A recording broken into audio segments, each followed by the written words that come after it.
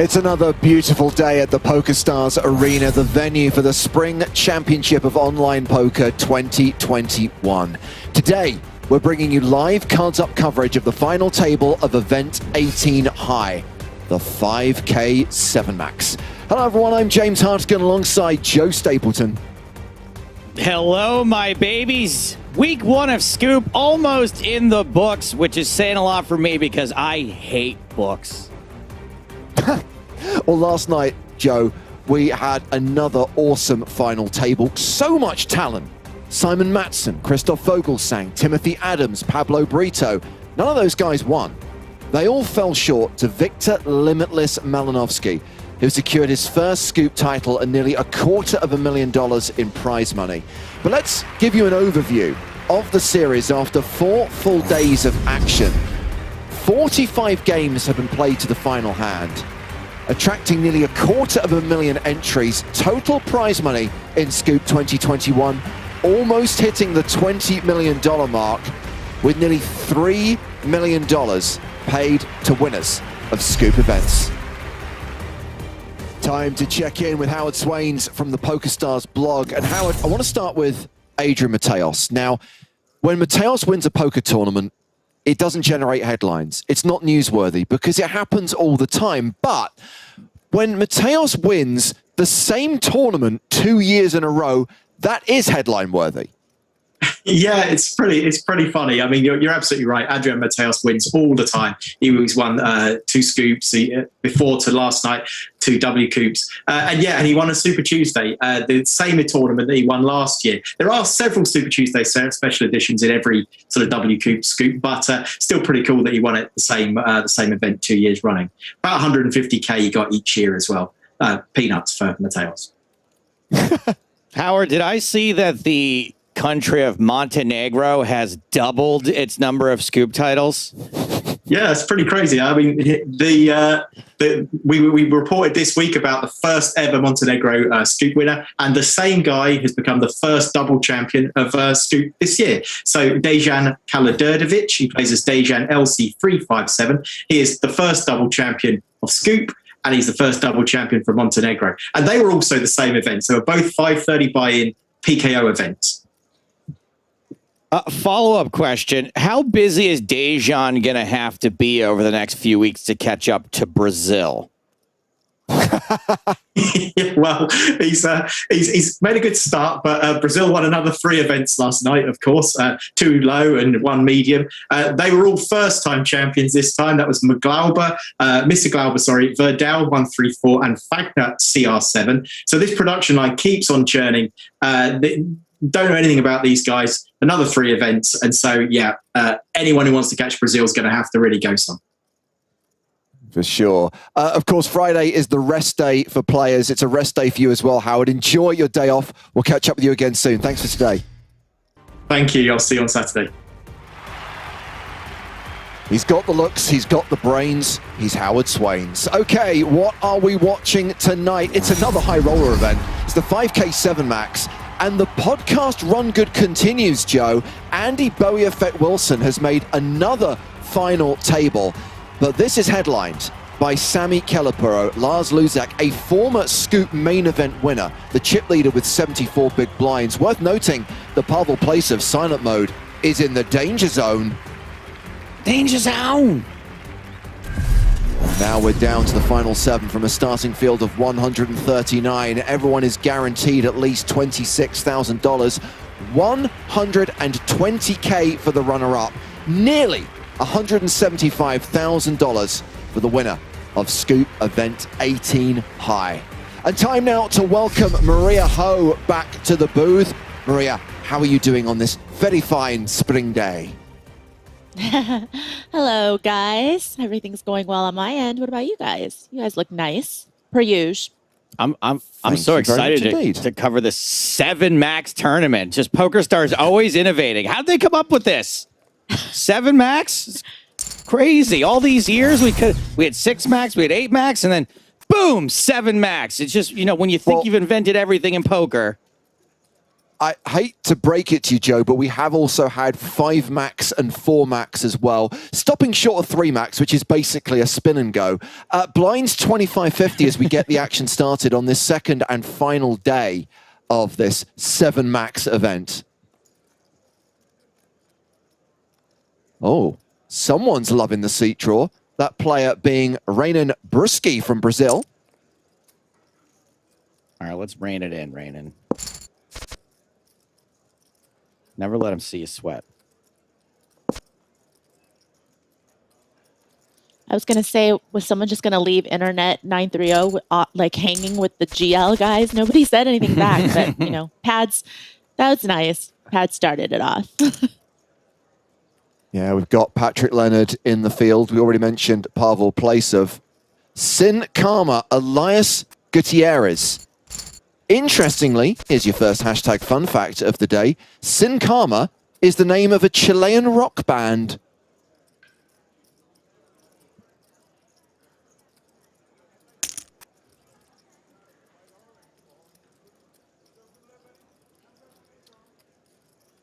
So opened by Kelapuro.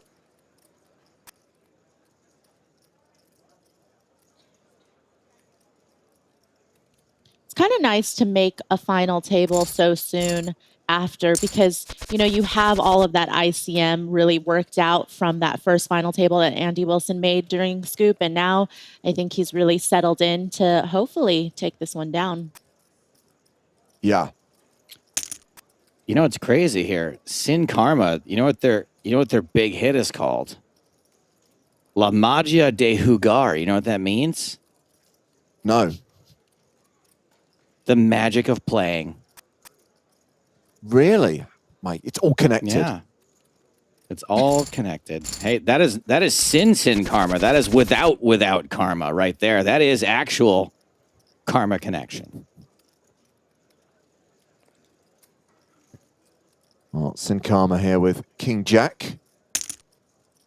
Opens to 100k. Ace-8 suited for Dex 888. Dex is German player Darius Perez, who has one Scoop title and a runner-up finish in the Spring Championship of Online Poker.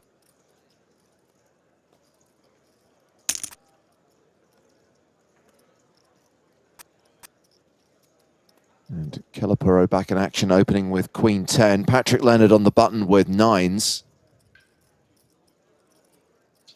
Yeah, with about 30 bigs effective and all the ICM considerations, I'm sure that a flat will probably be the line he's going to choose here.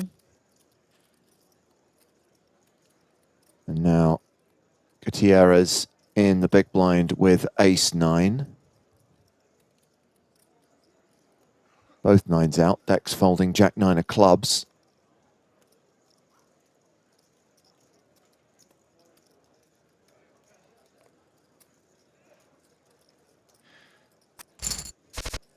Decides to fold, and we get a King Deuce Deuce flop. 9's still good.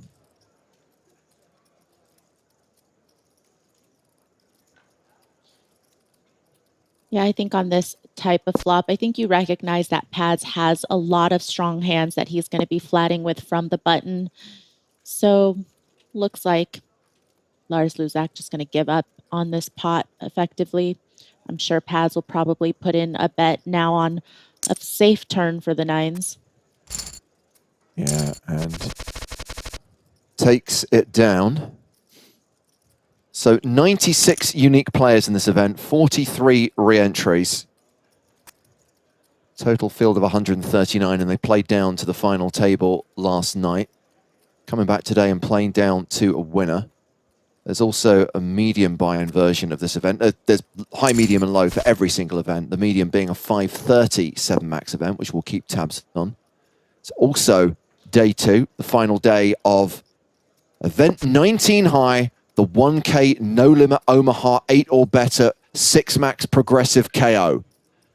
You have to take a deep breath every time you roll that one out. Can anyone say that from memory? No.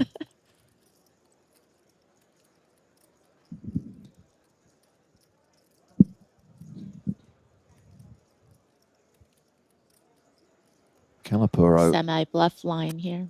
Yeah, from the 8-6 with a gut shot draw.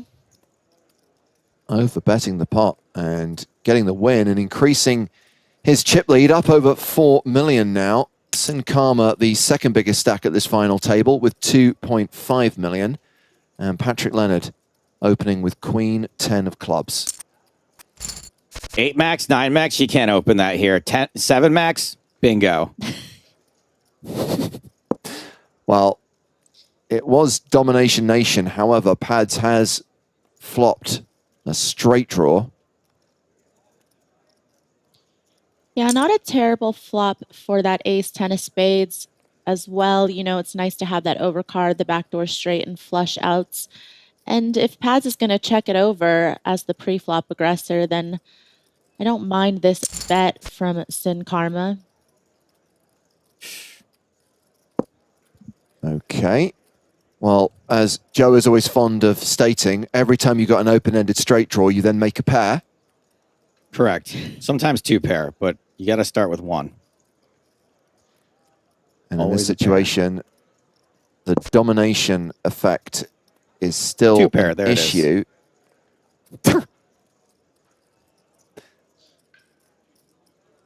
Yeah, both players feel like they have decent showdown value right now and potentially could go for a value bet if they wanted to go on the thin side. But, you know, that's reserved for people like Fedor, I guess.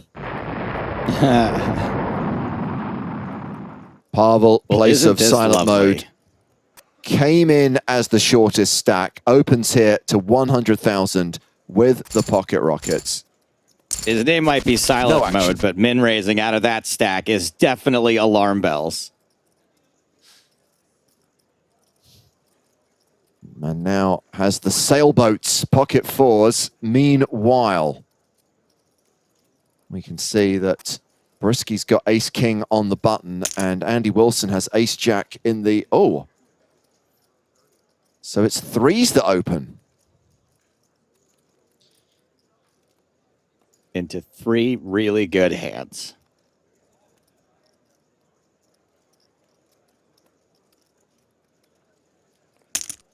Well, a re-raise here, which is a re-raise all-in, will get rid of Queen-Jack and Ace-Jack, probably. Yeah, not going to see a lot of funny business with a 3-bet call it off with ace-king because of the ICM implication here with silent mode being so short. But a lot of other times, if that wasn't so much of a factor, you would probably see the 3-bet call it off with ace-king in that spot instead of just shoving. So we talk about, you know, not wanting to call it off there with pocket 3s because of ICM. What about the shove? I know it's better to be the aggressor than the caller, but, you know, there are several stacks shorter. Is there any argument to just playing ace-king for not your entire stack there? I mean, I think just given the effective stack size of the ace-king, I think that shoving is the best play considering where the opener opened from in late position. I think that I like that play the best because you still have to get called in that spot, right? And you feel fairly certain that you're ahead. So that's why you don't really want to 3-bet in that spot versus just shoving because somebody could potentially, you know, if you 3-bet, then they could flat, they could knock you out that way. They could also 4-bet, and then potentially you might have to think about folding. And I think 3-bet shove with that strong of a hand is probably the best thing that you could do in that spot, even with ICM. River raise there from Patrick Leonard with 2-pair. Lars Lusak bluffing and quickly folds. Question from Swaydown, who won the 250K yesterday?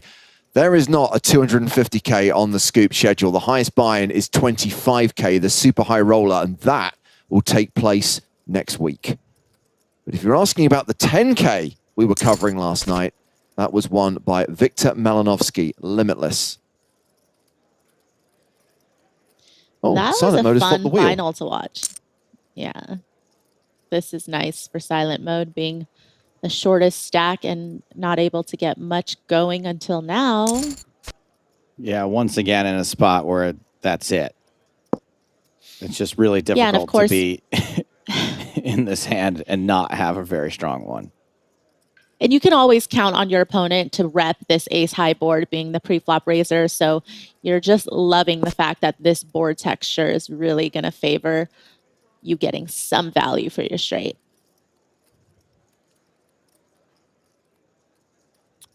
Ace, deuce, 3, 4, 5, 6, 7. I hope you're all playing the envy bonus, people.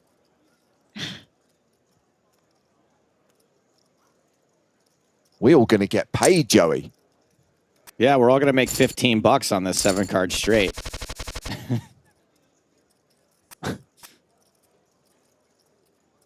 It only took 75 hands at $1 a piece to win 15. You think the casino's going to offer you a bet that's good value? The real value is the friends you make along the way.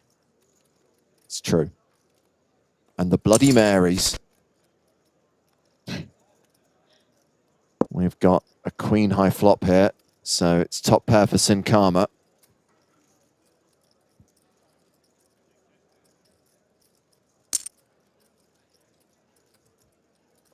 Yeah, tough spot to be out flopped because 10 still look pretty good on this board.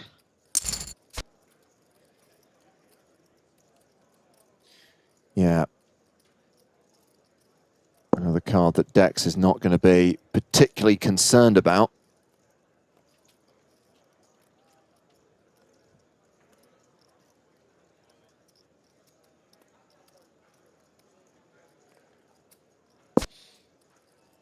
Well, Dex decides to check it back and we get another 8 on the river, pairing the board.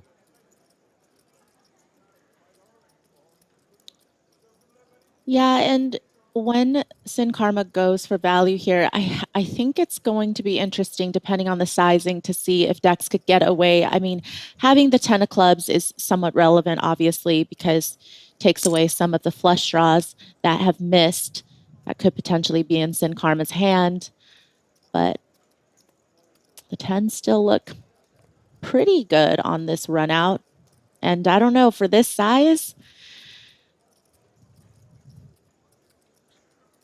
Dex very much aware that being wrong here is going to put him in a precarious position. Whether you're wrong or you're right here later when you see this hand back and you see her up against Queen 4, you're like, come on.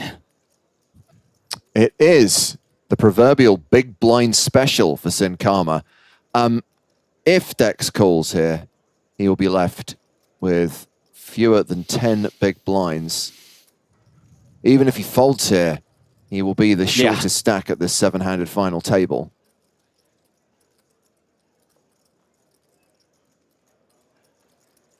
Yeah, I mean, of course, Sin Cara has a lot of value hands here, peeling from the big blind. Certainly a lot of different Queen X suited type hands, all of the pretty good Queen X, Queen Jacks, Queen 10s, Queen 9s.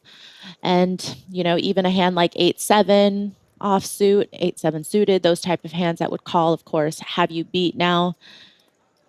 Really only beating busted flush draws. Good laydown.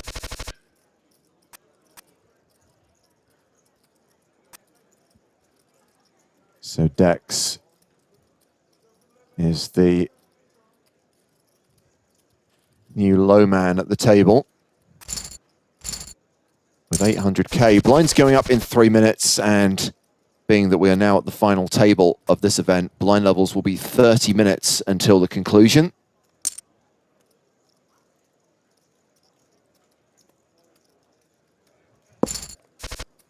Queen 3 versus 10-9 and a 9-high flop. How do you know just to insta-check there with Queen 3? Like, that's crazy. I just assume, you know, you bet. You're like, you probably missed this. Hey, what happened? An open-ended draw turned into a pair. It's crazy. So weird when that happens every time. Yeah, the straight draw, I'm sorry, didn't come in. So now he has no choice but to bluff, but obviously that one's not going to get through. No. And Sami Kelapuro, Lars Luzak, no longer has the huge chip lead that he once had. In fact, Sin Cara is not that far behind at all.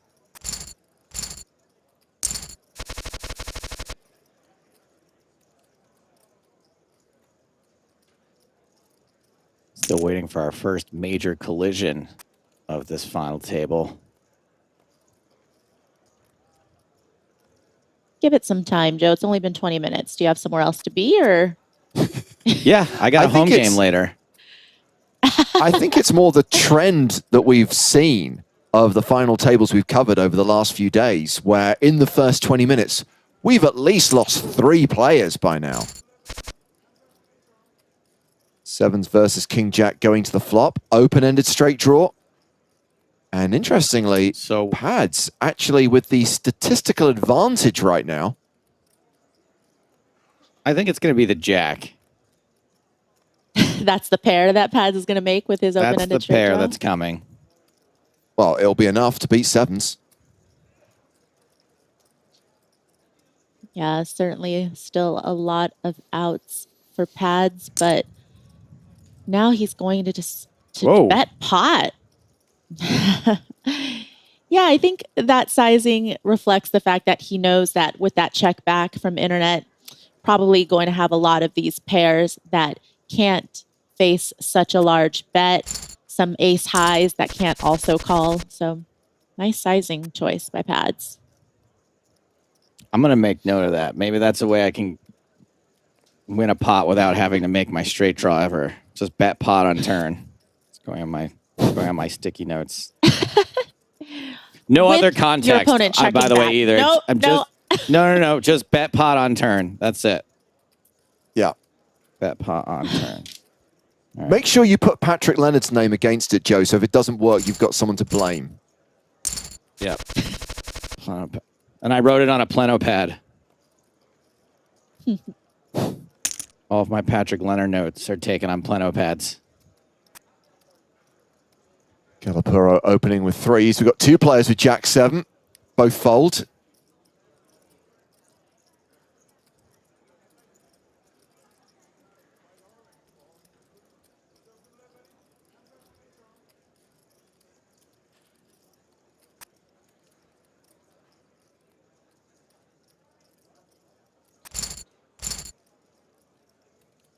I'm being very quiet today only because I'm trying to learn things. Okay, well, you carry on learning, Joe. One thing I can tell you is that they've just confirmed that the blind levels are now 30 minutes. We can see the chip leader opening with King Queen, but it's queens for Dex, the table shorty. I don't think I have much to learn here. This I know how to do. I know how to be the shortest stack and get it in with queens. Do you know what to do if you have King Queen in this spot? Yes, you fold.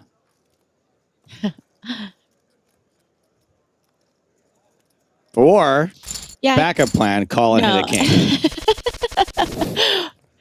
Or depending on what Lars Luzak does, you change what you just said. If he calls, then no, it's definitely a call. Right, exactly. I thought it was a fold.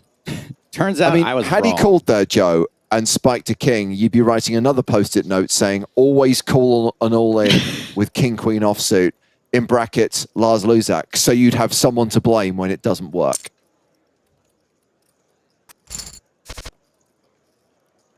Ace-8 versus Queen-10, and it's a queen-high flop. Banging those queens.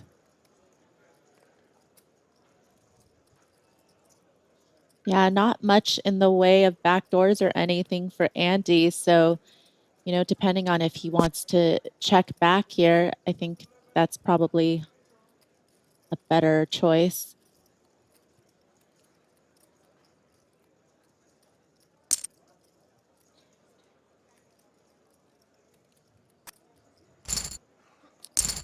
And he gives it up.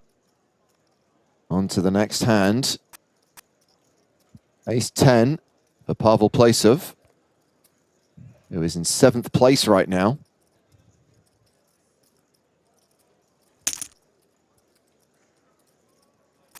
Interesting. That's, I guess, a committing raise, kind of a virtual all-in. Is there any shot a raise that size is meant to look like a better hand than Ace-10? No, I mean, I think it's twofold there. You definitely want to look committed. You don't want to make it a size where people can peel potentially. And just in case there's more fireworks behind you, maybe a 3-bet and then a 4-bet, you could still get away. It's not him being like, this is what I would raise with queens. Yeah. So no, I think with queens he would just maybe go for the min raise, but sometimes shove. So, well, this gets interesting. We had the flopped straight draw for Dex, and now a turn set of 5s for Lars Luzak. Now there's a very strong chance Dex makes this straight now. Well, Dex is betting at this. 259 into 346. Yeah, and with 2 flush draws and the straight draw possible, I mean, you do kind of want to give Dex a little more rope, but I think, yeah, it's just too draw heavy to slow play at this point. Okay, well, that's going to leave Dex with 11 bigs. Patrick Leonard opening with King Jack, pocket tens for silent mode. Pavel Placev. Pavel is a scoop winner. Took down last year's 2K Sunday warm-up event for $177,000. I was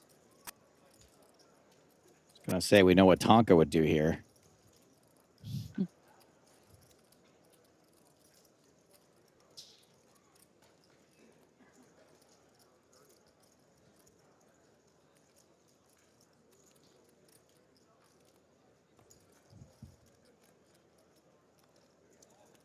Yeah, for silent mode, I mean, clearly shoving over and under the gun open, your range has to be pretty strong, so.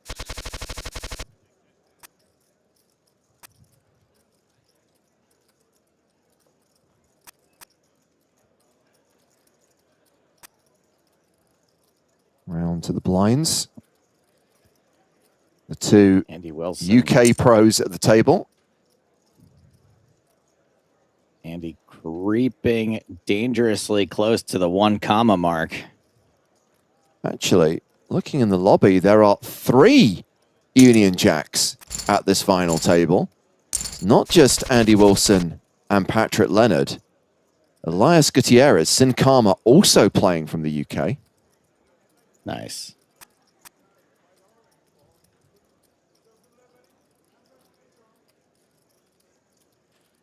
Sin Karma playing Sin tax on his winnings.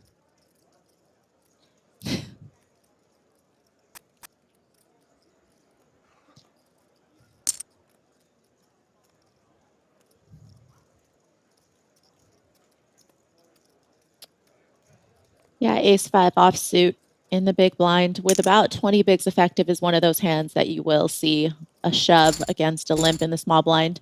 You're going to be a little worried, obviously, but it's definitely plus chip EV. Well, ace jack opens to 120k. Patrick Leonard with the snowmans. Nom nom. Nom nom. Nom nom.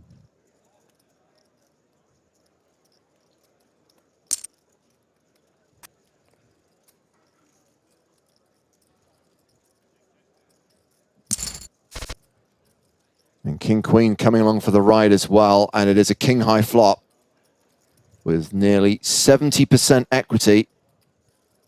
Sin Karma flops best.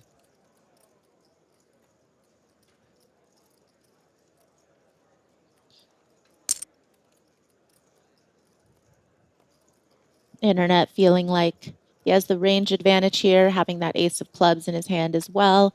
Decides to go for a third pot about, and yeah, I mean, it's going to get pads to fold, but obviously not going to get top pair here to fold. Another 7.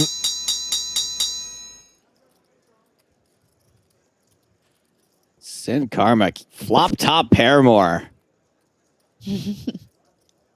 Savannah asks, what countries are all the players from? Is there a list somewhere? Well, in the lobby, you'll see the flags. But remember, it's not where the players are from. It's where their PokerStars account is registered to. And that is not one and the same thing. For example, Maria Ho is not Canadian, but that's where her PokerStars account is registered to. So Lars Luzak, Sami Kelleporo is Finnish and is playing from Finland. Sin Karma playing from the UK. Internet 93, that's Reynan Brusky playing from Brazil. Pads is from the UK. Pavel Placev playing from Moldova. Andy Wilson playing from the UK. And Dex playing from Austria. My account's registered to the Marshall Islands.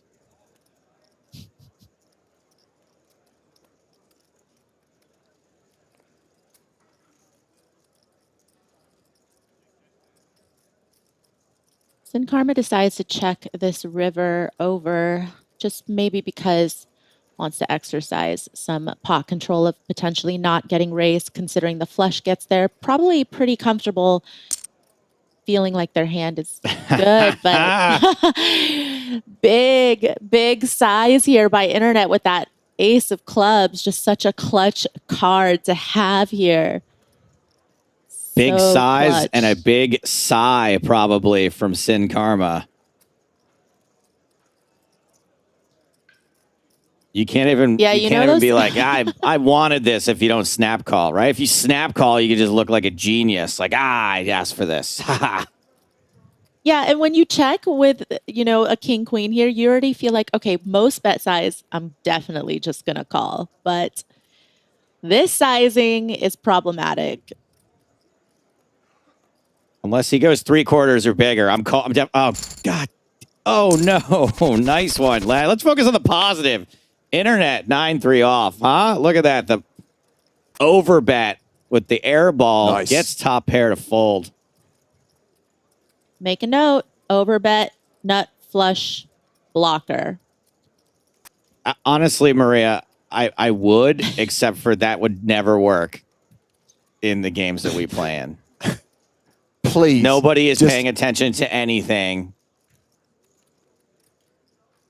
Every great move that we see this evening, Joe, every single hand where you see someone play it unconventionally or make an inspired move, I want to see all of these on Post-it notes, and I want to see you wielding every single weapon in your arsenal in your next home game. I genuinely think part of the reason why I cannot beat our home game is because I watch too much of this poker. And there's not a single person in our game who plays like this, including Maria, because she's like dumbing it down for us. So you are basically just like those microstakes people who complain about the fact that no one respects their raises, and if they had the bankroll to play 10Ks, they'd win every one.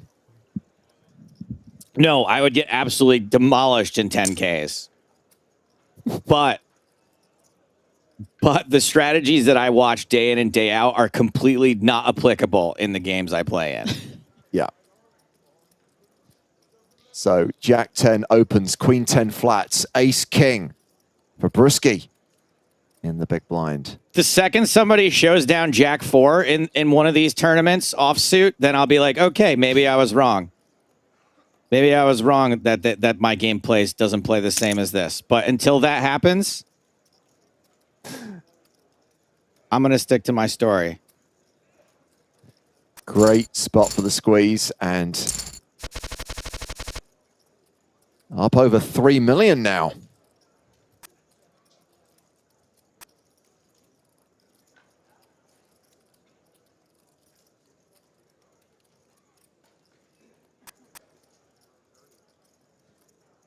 Well, this is going to be a spot that I think Dex is going to go with. I mean, at this point, you are the shortest stack. You have the least to lose. Oh.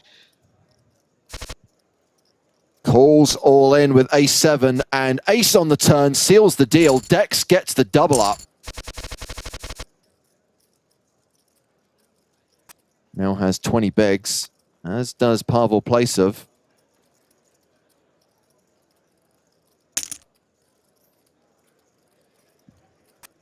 Sami Kelapuro still has the chip lead. Opening here with King Queen. We've got Ace Jack suited for Dex in the small. King Queen for Andy Wilson in the big. Dex is like, yeah, I just doubled up. Why now?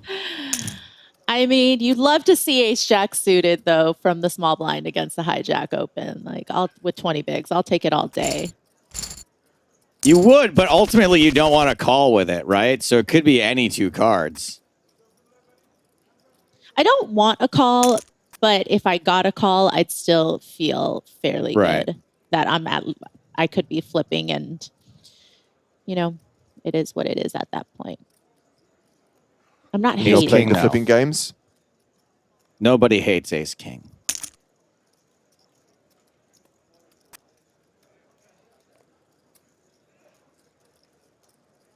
Decision for Lars Luzak. Folds the fives. Dex keeping his head above water. Yeah, pretty nice to have 3 pickups in a row with those all-in shoves. So now it's Andy Wilson who's the shortest stack. The only player with less than 1 million.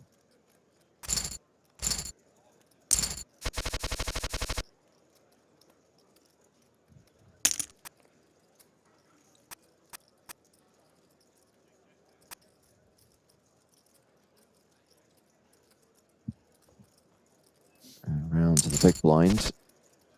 Ace-9 defends. It's still the best hand, but it's the wheel draw for Sami Calapuro.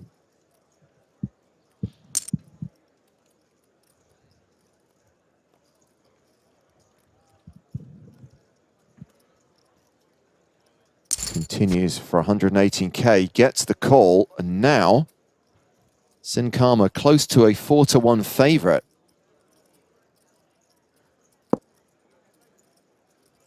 Obviously, with the paired board, opportunities have emerged.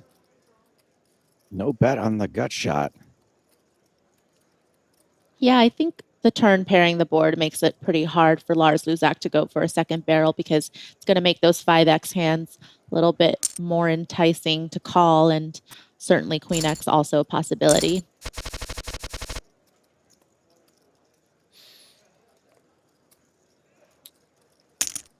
So more than 30 minutes into play and still all 7 players from the 7 max final table alive, in contention for the first prize of nearly $175,000.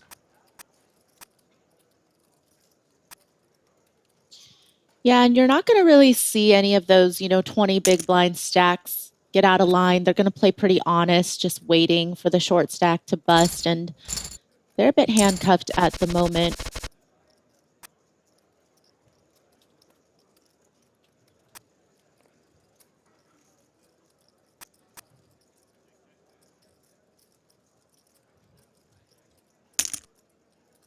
Well, here comes a raise from Calapuro with the Rockets.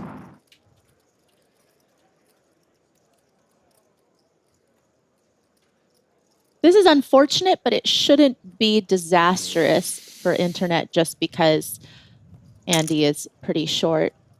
I think. Oh. Well, Lars might just peel here, though, and then that could spell a little bit of trouble. Love it. Unnecessary collision of 2 of the big stacks. Ooh. Gut shot. Yeah, now it's if it's going to be disastrous for anyone, it's going to be Sammy. Hey, Joe. Think Dex is mad? Yep. What does he got? What did Dex? Oh, Dex, come on. What are you doing, bro? You folded trips. You gotta be kidding me. He's probably furious. Flop. You got to see flops, bro. This is crazy. Look at that. You could have cracked aces here.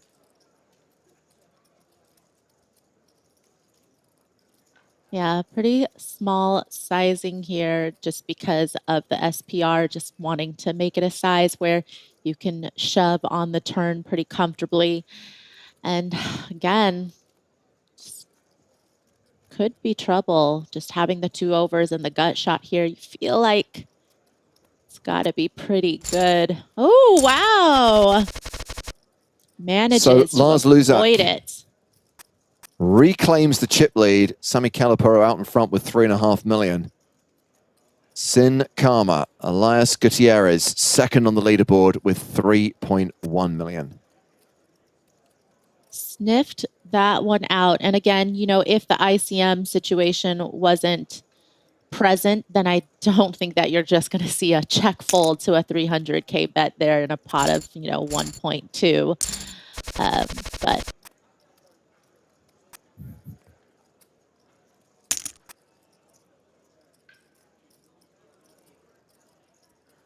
James Harden is GOAT chimes in to say, Joe Stapes, you are a trash at poker, my guy. Maria, what's your favorite type of Vietnamese sandwich?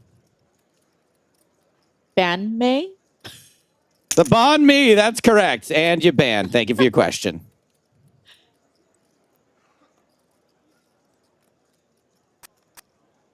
Ace Queen opening here. Round 2 silent mode with King 4. Gives it up.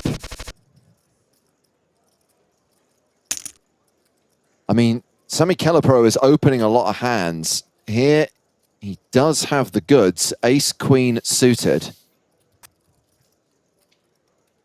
Here is the short stack. Andy Wilson, King 10 of diamonds. I know by the fact that I might do this, that he shouldn't do it. Don't do it. He has done it. Does have live cards, but it's an ace-high flop. It's over on the turn. And that will see Andy Wilson, who we saw win his first Scoop title 48 hours ago, cash out in 7th place for $26,250. And we are finally down to 6. First elimination from the final table has occurred. Andy Wilson, when will it end? Unbelievable. Wow, just max pressure with the Grafton. Yeah, and Kelapuro closing in on the 5 million mark now has increased his dominant chip lead.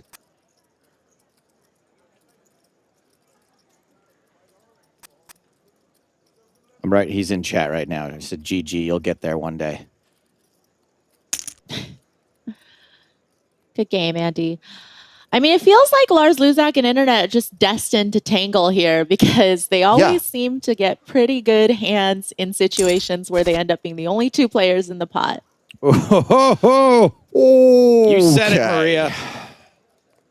And I love the fact that this is probably going to be a ridiculously, grotesquely big pot when you've got both pads and silent mode hovering around the 1 million mark. These are my favorite. These are my absolute favorite. Even if it's not a grotesquely huge pot and someone just like has to fold top pair here, like it's just incredible.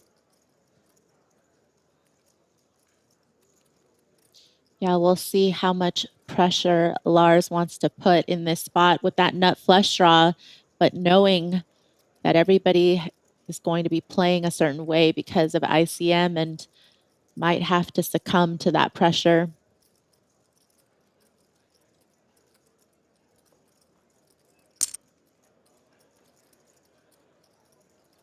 Goes for 691.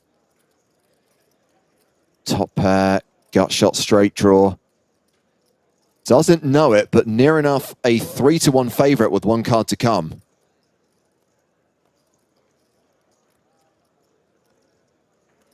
Yeah, so tough to have to think about putting more than half your chip stack in here and maybe having to fold some rivers, but what if you go all in here and you get called? It's like there are no real good options.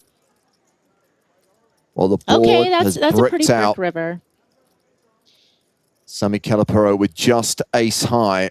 2.4 million in the middle. It is a huge pot. And Brusky's only got 811,000 behind. Yeah, okay, so Maria, I have a question there. You're Lars Luzak. You've missed. And the fishy thought process of mine is I probably can't get him to fold anything for his last 800K. Is that flawed logic or is that sound logic? No, I think that's like there's so much in the middle. They seem pot committed to me at this point with even a pair. Yeah, and not just that, but you know that Internet can't be calling you light on both the flop and the turn, knowing that, you know, pads is short, silent mode is pretty short. And so you're up against such a strong hand that not only do you feel like, okay, they're committed, but clearly their hand is so strong that they are going to be willing to risk their tournament life in this spot, especially on that river. You know, it's not really a good river to bluff. Right. So giving up is perfectly reasonable there. 7-8.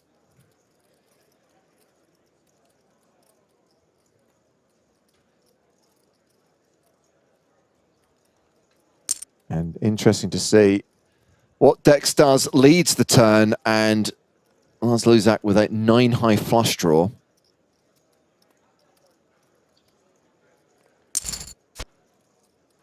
Wow, calls. 4, 5, 7, 8, 9, 10. Is that something? Does not have the straight. It is a straighty flushy board. It's not perfect for Dex, but set of 8s are still good.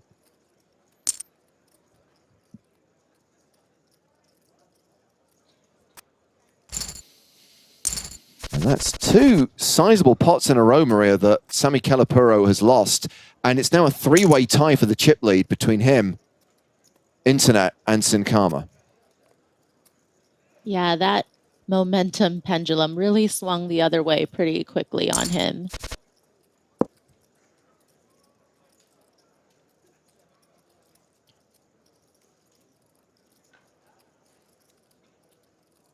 Pair of tens versus the straight draw for Patrick Leonard. 10 on the turn.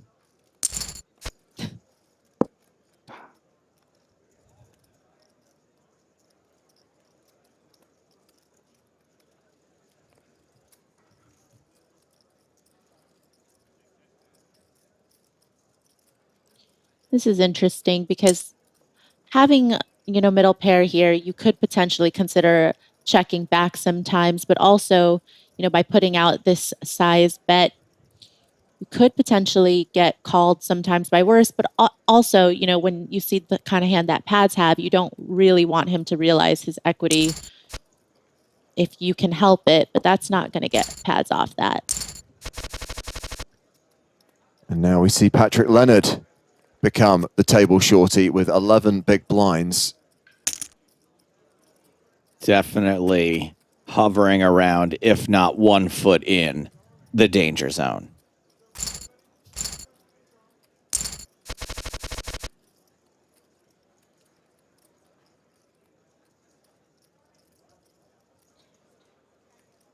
Obviously, as at every final table, we cover sizable jumps in prize money with every single elimination. If you can cling on and ladder up to 5th place, that's an additional 12K in prize money.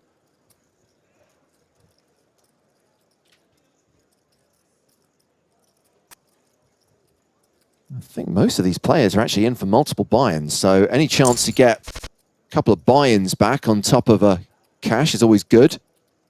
Yep. Pads, silent mode, and decks are all in twice. Sin Cara in for 3 bullets.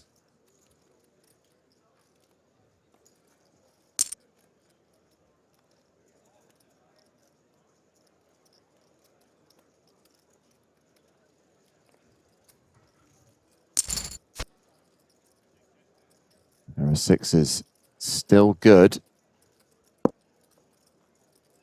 This is so crazy. They both have the same straight draw. Have you guys ever seen that? Didn't come out anyway. Maria, James and I were talking about a situation that neither of us can remember ever seeing, and I wonder if you've ever seen it. Have you ever seen a showdown where someone had the wheel and someone had Broadway? I don't think so. Isn't that weird that that's never happened?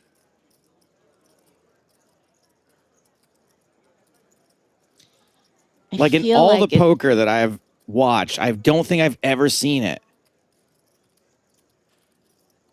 I don't either. It's weird. Wait, but what made you guys think of that? I think because I saw a board where it was possible, or it could have been possible on the river, and it didn't happen, but...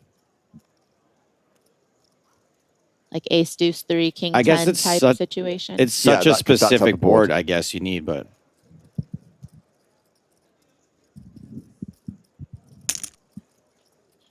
I'll keep an eye out, though. Now that we're talking about it, we'll all see it like within the next week or two, but... So right now... Tonight in our home game, but you'll have Broadway and I'll have the wheel. Okay, Joe? Let's hope so. It's not usually how it works. Rainan Bruschi, Internet 9-3 off, is the chip leader right now, ahead of both Elias Gutierrez and Sami Kalapuro. Patrick Leonard, the short stack, and these two go to a Jack 10-9 flop. Somebody in Twitch chat just figured out it's not possible, James.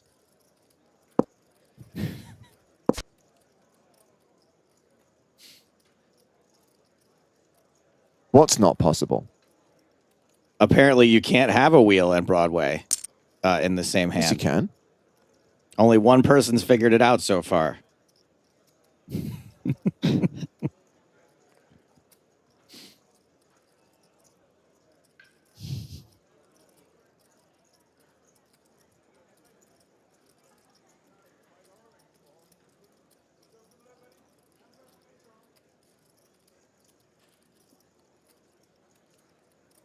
This call would be such a flex with ace high.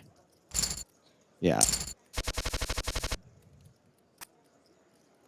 Oh, now they've changed their story. It's extremely rare. I've never said the S word on this stream, but I really want to say no to you, sir. It's extremely rare. That's exactly what we were just saying. I think you'll find, Joe, these are people trying to be funny and failing. And my response to poor attempts at humor is the ban hammer. Do your worst. Go for it. And you ban. Thank you for your comment.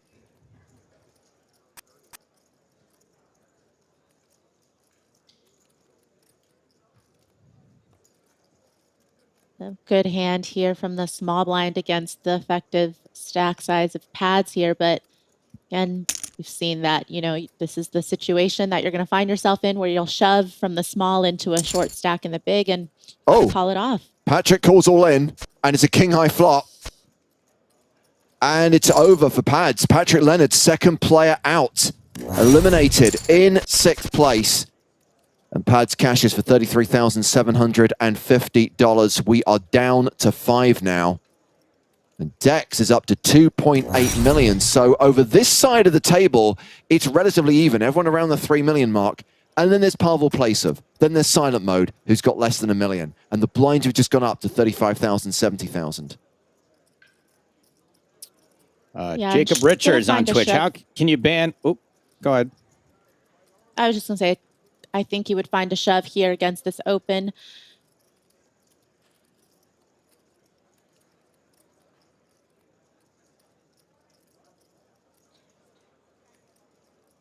Let's see.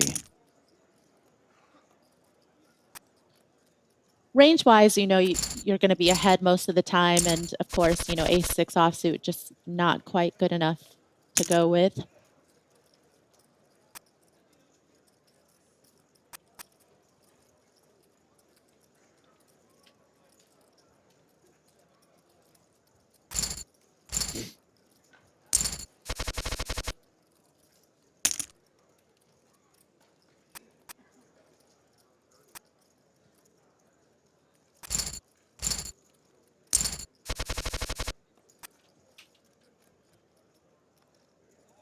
King Queen opens to 140,000. King 3 suited on the button for Lars Luzak.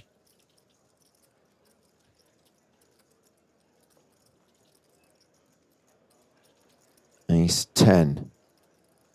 Lorraine and Brusky. Definitely the type of hand that you could go both ways here with the 3-bet. Sometimes you can call as well. But of course, just trying to maximize the pressure you're able to put when there is one short stack.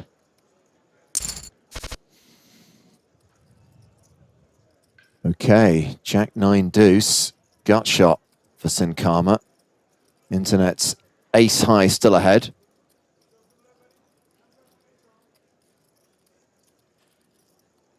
Now, this is the kind of flop that definitely favors Sin Karma's range. I think when somebody raises and they call a 3-bet, of course, they are going to have a lot of those Broadway type cards. Going to have some equity here, even if they didn't connect already, just like the 2 overs with the gut shot straight draw that Sin Karma has here. Bink. Yeah. And that's why you peel that turn. Pair of queens.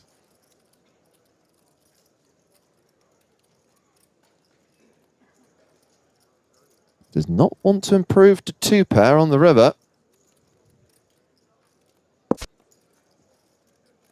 And doesn't. It's an inconsequential 6. So yeah, Sin Karma with 2 million behind, 2.4 million near enough in the pot. In fact, Internet 9-3 off also has less than pot behind.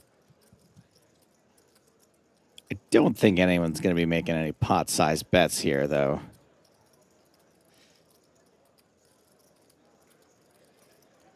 Yeah, on one hand, as internet, you have that 10 of diamonds. We've seen him rep, certain type of hands with a blocker, but I don't think that the story looks that credible here, because most likely if you had a straight on the turn, you will probably just bet it yourself because of the flush draw possible.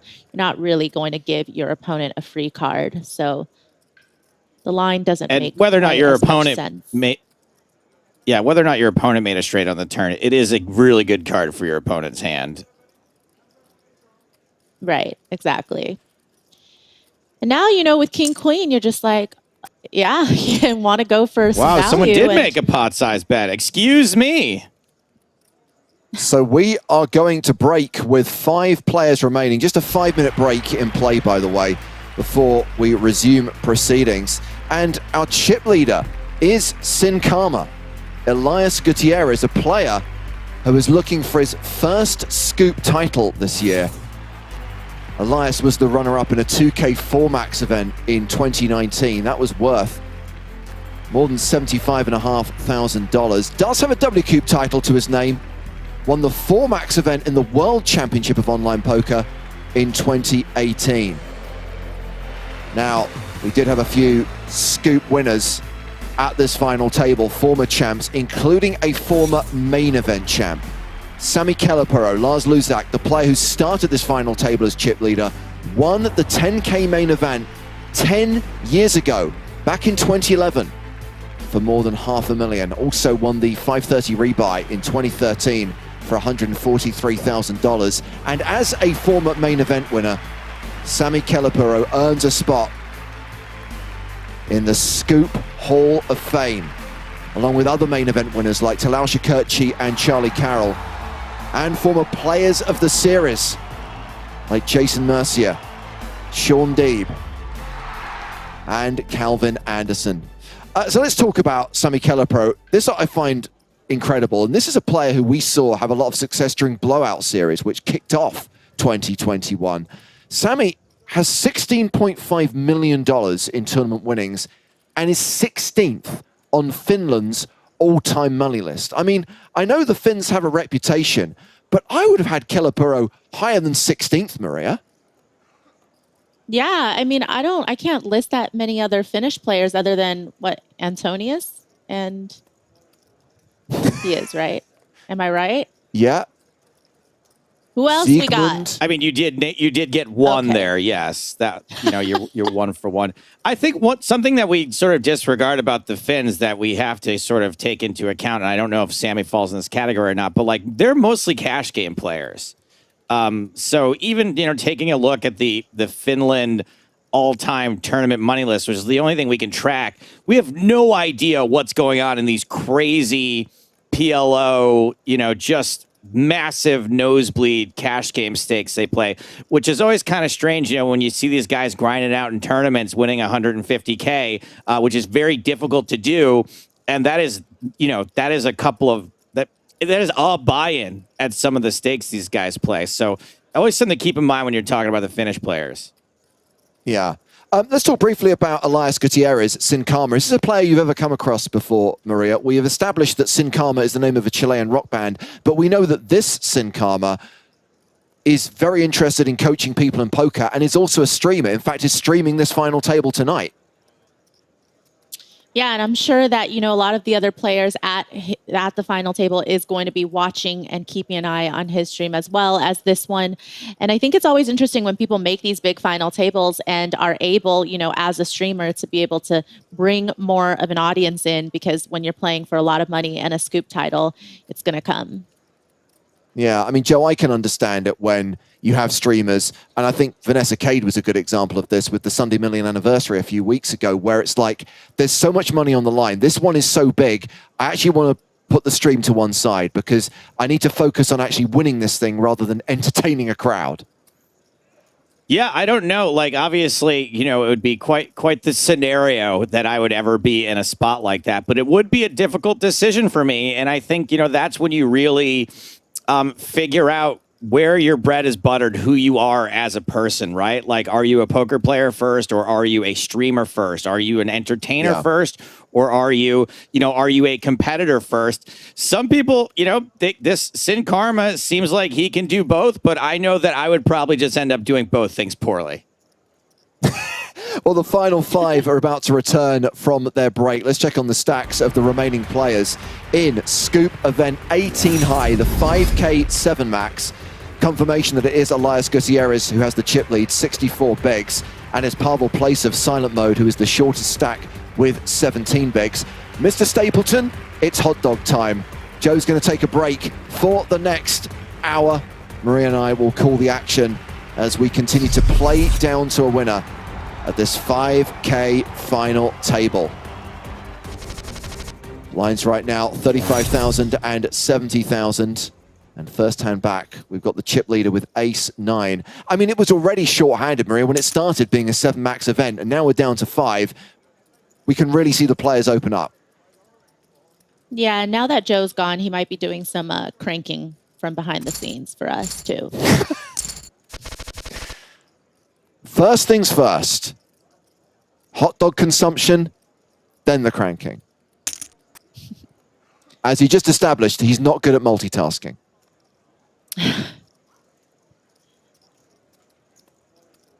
Silent Mode with a pretty hand here from the small blind. And, it's tough. Obviously, you don't have a lot of chips to work with, but you are going to choose it to go with. And actually, this one's going to get through.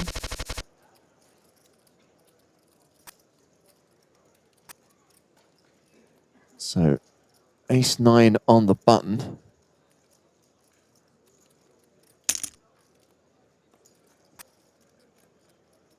Opens to 140,000. Yeah, this is interesting because with 20 bigs effective, I could see Lars Luzak just going for the shove here.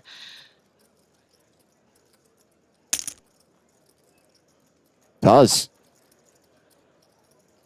All into call with ace-9. Ugh. No.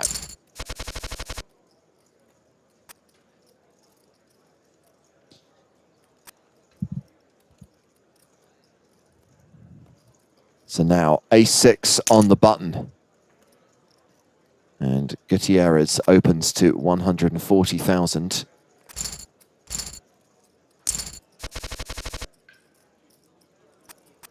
So here's a hashtag fun fact. Actually more of a result stat on Internet 93 off Maria. Renan Bruschi from Brazil is a 2-time Sunday Million winner. Took it down in 2018, but 3 years previously won a special edition of the Sunday Million, which had an increased buy-in and therefore an increased prize pool. That was worth 354K. I mean, all of these multiple main event winners, it's just, I mean, it's crazy. Like last time we had, somebody who won it 3 times Sunday Million? Yeah. At the final table? Like, how do they do it? How do they do it? How do they get through these fields? Oh, Domination Nation in Sin Karma's favor. Ace-King versus King-Jack.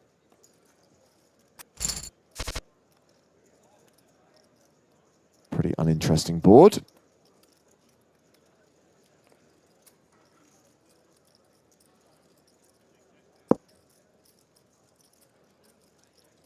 Yeah, Internet with 2 overs and the King of Spades. Probably, yes, just going to try to realize the equity that he has with that hand.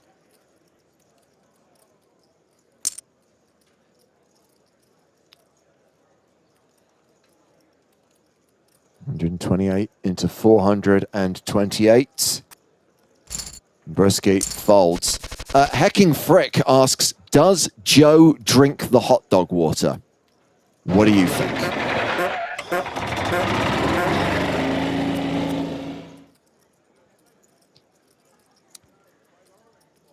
$7-5 suited for Dex. Pretty sure Dex has been dealt 7-5 of diamonds twice in the last 3 hands. It's folded it both times.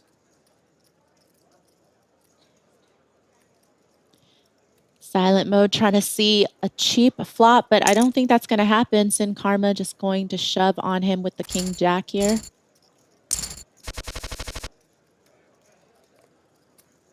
Okay, well, pocket 10s is a bit better than 7-5.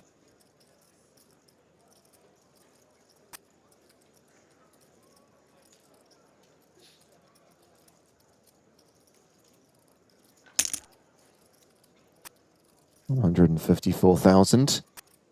8-3 suited, trade deuce offsuit. Blech.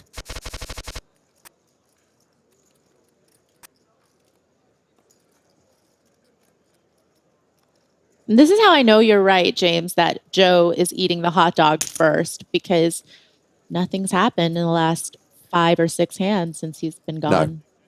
No. And you can absolutely tell that the cooler machine has not been cranked. But to be honest with you, all I really want to see now is some interesting post-flop play. Enough with your raise and take it's.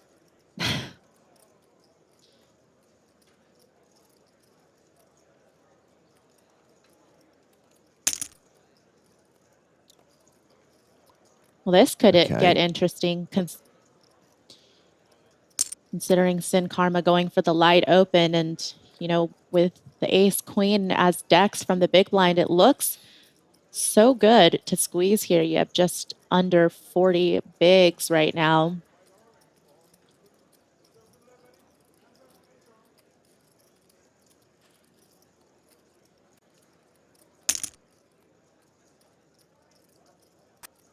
And that is practically an all-in, which gets 2 quick folds. I said I want to see some post-flop play.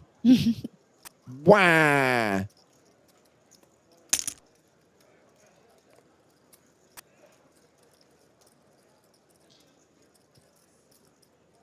Well, Kren, I'm not sure if you know how Twitch works, but if you ask the people watching who are in the chat box to drop a particular subject, that is like a red rag to bull. You are actively incentivizing them to keep that conversation going for another 30 minutes.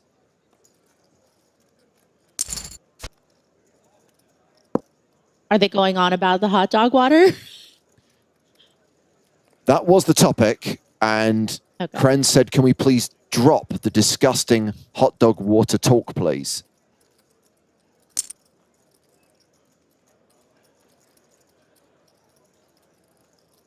We are seeing a hand play post-flop, Maria. Just start paying attention to it. Gut shot. Yeah, it doesn't look like there's... Oh. As soon as you take an interest, it stops. Okay, so we have to basically pay no attention to what is going on, and then maybe something interesting will happen. But then we can't comment on it until it's over. Okay, I've got a good feeling about this one. Jack 7's going to defend, Jack high flop.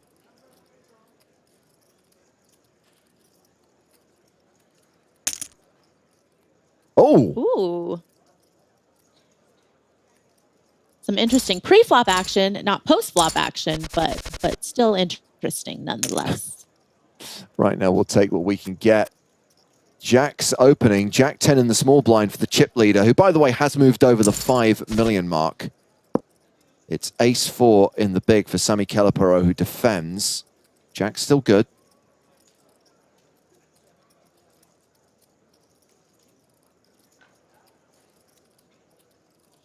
Yeah, and I could see that, you know, in this scenario, you feel good about the jacks. You might check back, though, have some pot control in the situation where Silent Mode has about 10 bigs. But, you know, I don't mind the bet either. You just clear out the equity. You see that Lars Luzak has an overcard.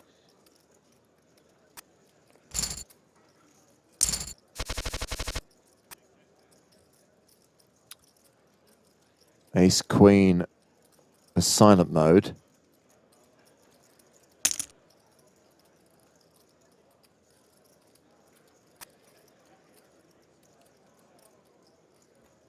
And Sin Karma did not get the memo. The Grafton rule. You can't fold 10-9 suited, pre.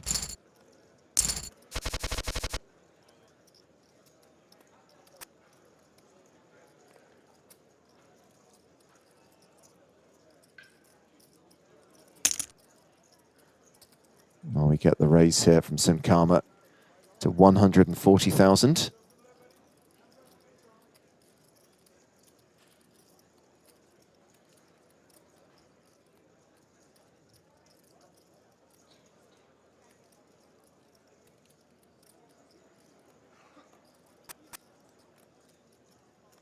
Decks with Queen 10 of diamonds.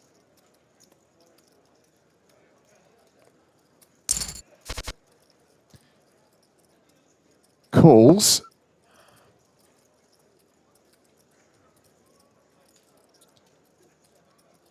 Yeah, not the fun flop you're hoping for when you're decks, and Sin Cara probably just gonna be able to raise, I'm sorry, to bet and take it here. You do have the backdoor straight draw. You know that you have 2 overs, but how are you going to play and proceed to the river against the chip leader?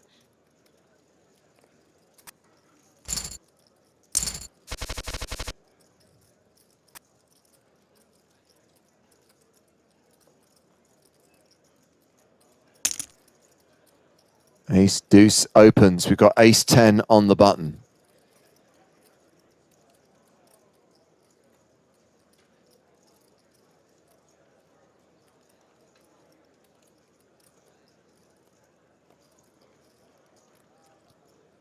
Yeah, and certainly you know that ace 10 is going to be ahead of Lars Luzak's open range here. But again, you know, you don't want to be inflating the pot with 3 bets even when you know that you're ahead.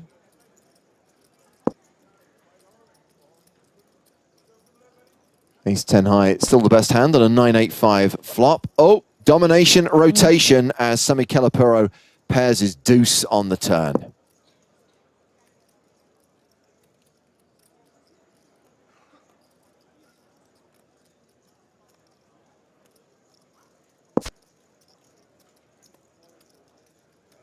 And a pair of deuces, still the best hand. Gets checked to showdown. Lars Luzak hovering around the 3 million mark. Sin Cara still chip leader with 5.2 million. And Pavel Placev with around 11 bigs is the short stack right now.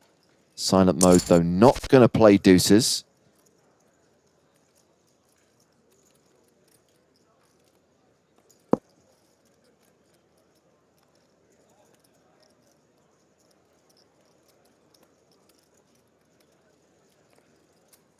Pretty dry texture here on the flop, so easy to go for the continue.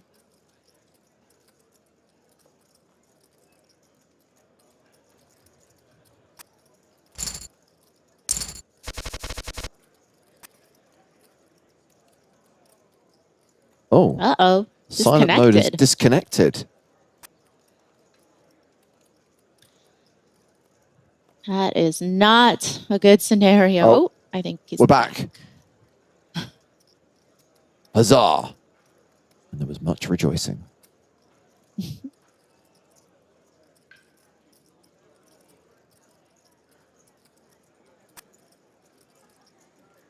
So, blind v blind, Jack 5 versus Ace Jack.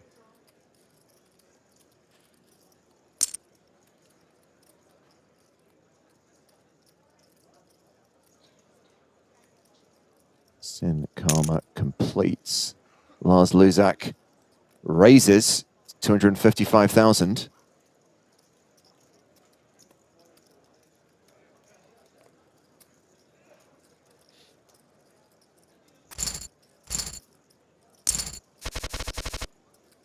Gets a fold. Okay, deuces again for silent mode. Now, last time Placev was facing a raise. If folded to him, will he jam with deuces? Yeah, I think it's a good jam here. You're 5-handed again. You've got just over 10. You have 11 bigs. I mean, not really going to find a lot of other spots, I think, for it to be unopened to you. But as the short stack, you know, when you don't have anything to lose, you really need to find opportunities to chip up. I think that one would have been as good as any.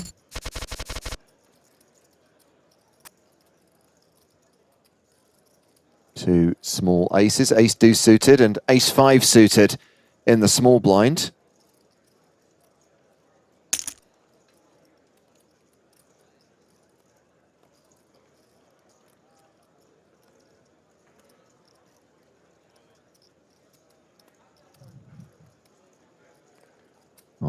Artisanal sourdough. And such a nice hand to do a variety of things with, and is going to go for the shove.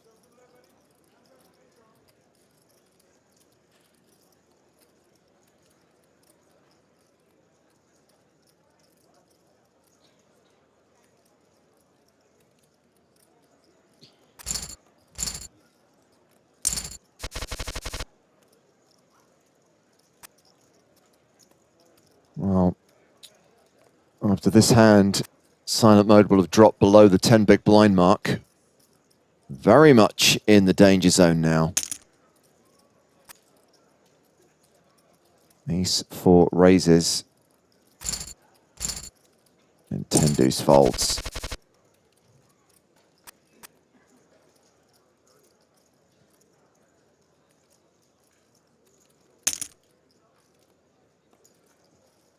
King Queen on the button. King 10 of clubs.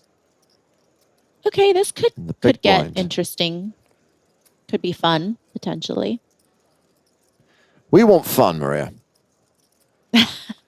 That's what we're about here.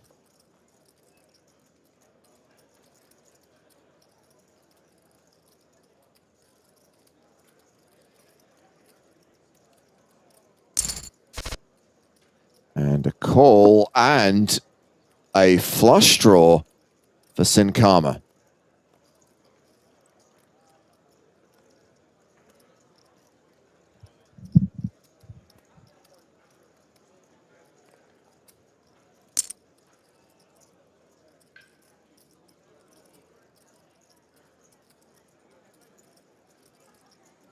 Yeah, not much reason here, obviously, for Dex to continue with a bet, but Sin Cara looking for that club. Probably thinks that, you know, a king would be good too, but little does he know.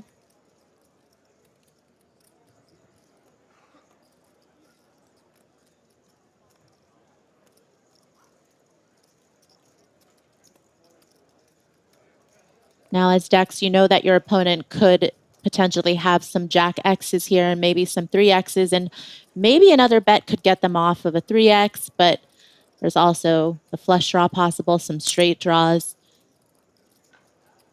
So really with this sizing, trying to attack maybe those 3X type hands, some weak jacks.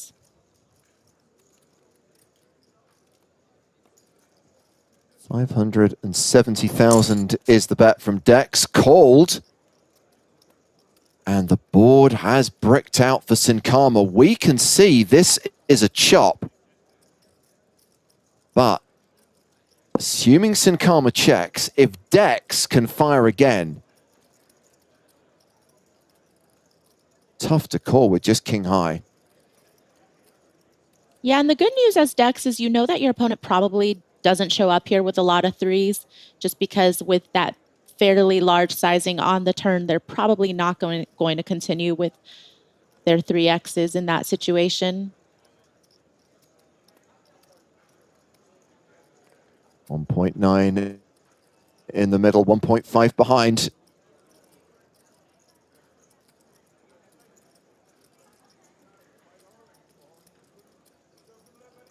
Thinking about whether to pull the trigger.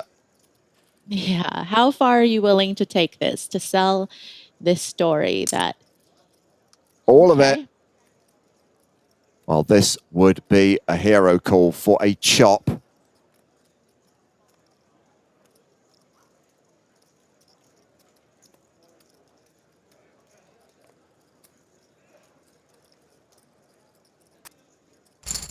Hate to disappoint all the Chop Pot fans out there. I know you guys wanted to hear it for the first time today. Instead, we just get to sit here and admire Dex for making that move on the river to take Sin Cara off that chop pot.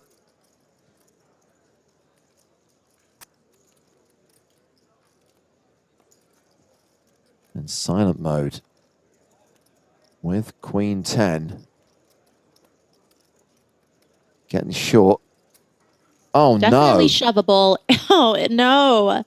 This is your spot. Placer has disconnected again. Someone get the open reach van round to silent mode's house. Do we have any spare 4G routers? Ay, ay, ay. This is your chance to go all in. Has he tried tethering his phone and using his WAP connection?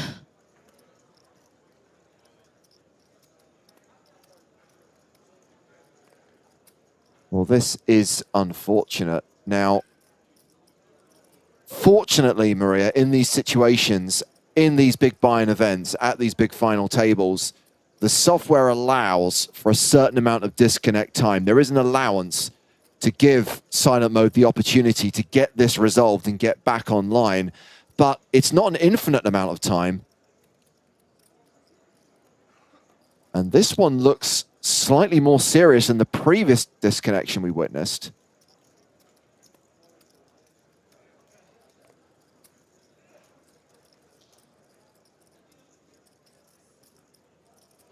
Silent mode, give Elon Musk a call. Get space internet. Yeah, it feels like they're getting a fair amount of time, and you know, it's still, I think they've got half of their time left, so let's hope we could get it together. Oh, it's like in a movie, isn't it? Where, you know, they're trying to download the data from the server and the security guards coming to the office, and it's like, will it finish downloading, and can you pull the USB stick out in time before you get found out? That timer, that bar going down. I mean, look, I know we're joking. It's a horrible situation to be in. And if there's one thing we've all experienced in the last 12 months with the whole working remote and the increased usage of the internet, of domestic internet, is these outages, these cutoffs when you're trying to do something important. And I really feel for Pavel Placev here, a player who already has a scoop title. We established earlier on that silent mode won the 2K Sunday warm-up last year for 177,000. So playing tonight for their second scoop win.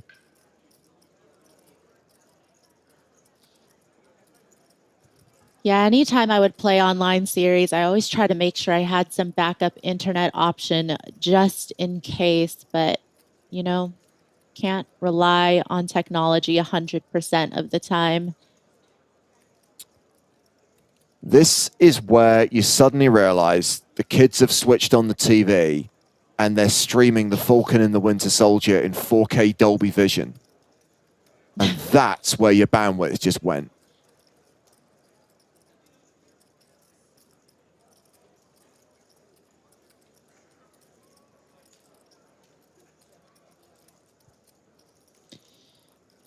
Well, this is going to be brutal if this disconnection allowance runs out, and silent mode will be sat out and could, realistically, with that stack size, Maria, unless he can get back online really quickly, with only 5 players at the table, could get blinded out really quickly.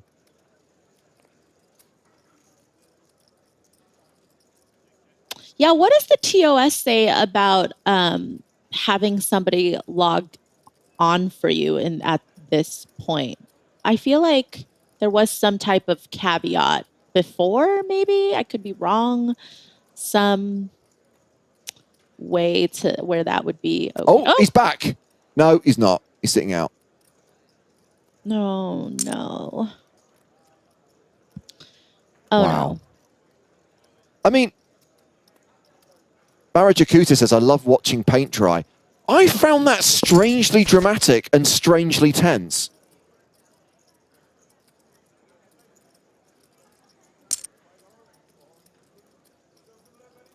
Yeah, definitely run to the neighbor's house if you have to, like, get it done.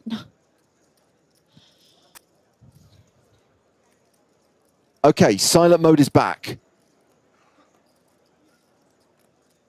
Maybe it was that classic bang on the neighbor's door. Please give me the password. Please let me leech off your Wi-Fi just until this 5K is over.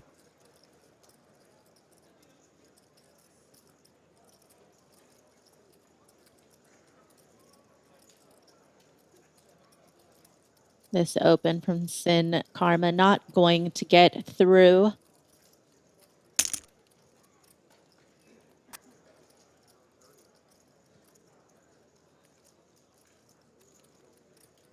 No. Oh, no. He's disconnected again.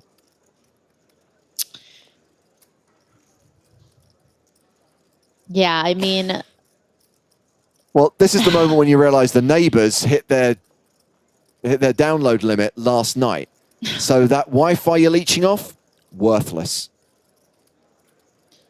Now I'm just hoping for silent mode's sake that they don't get dealt any hands that they would have shoved with. I mean, the Queen 10, I think, was an obvious shove, but hopefully the next orbit or two will just be hands that would have been a fold anyways. This will be a legendary final table in years to come. Oh yeah, the 5K 7 Max. It took like 18 hours for the final table to play out. There was only like 3 hours of actual action. The rest of it was silent mode disconnecting. Oh, it's all right. No need to apologize. We feel for you.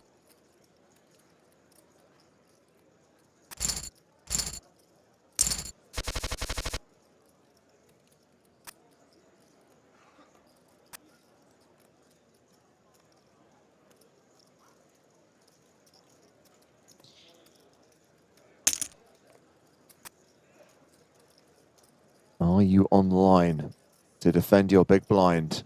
Might not want to with 5-4 offsuit.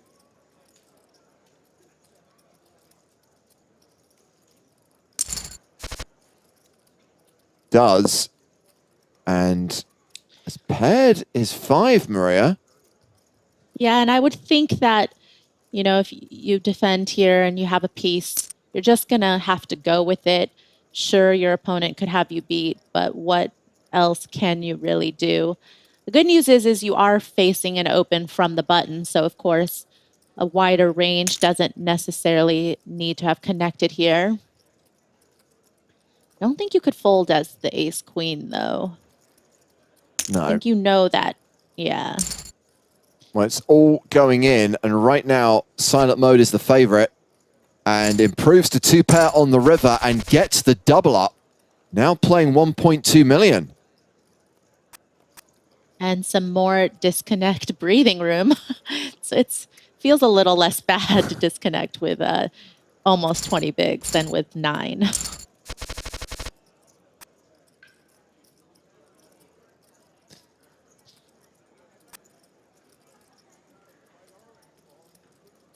Ace 5 on the button.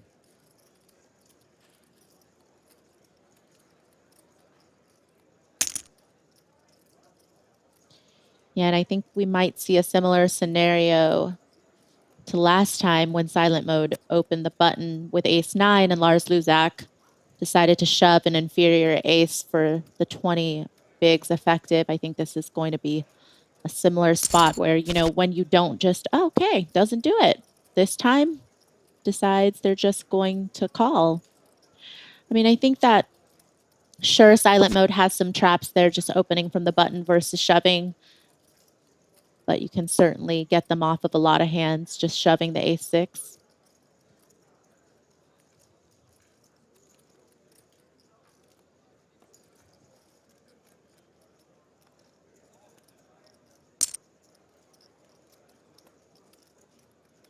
Delayed c-bet from silent mode.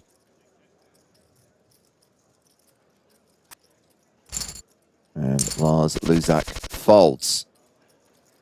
Oh, I see rockets.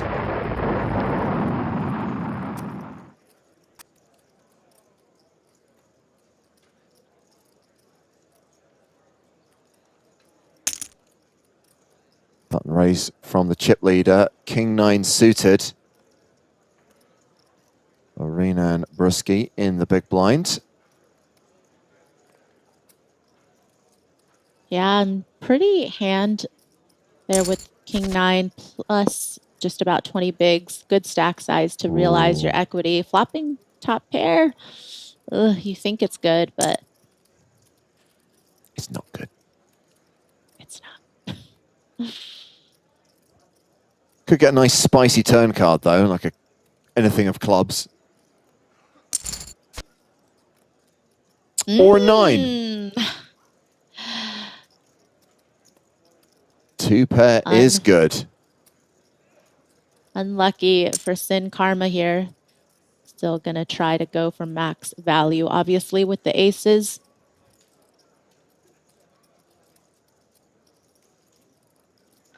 QB for Trolls, I will get to your question. That was a good question. I did want to touch on it, but we had moved on to the aces already.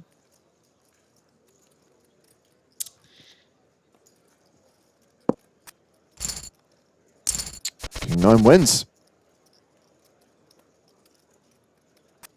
QB for Trolls' question was just, why isn't the 5-5 an open there? I mean, I think it's a little bit of a tight fold, I will say, especially with Dex's stack size. I think that you will see some players open there.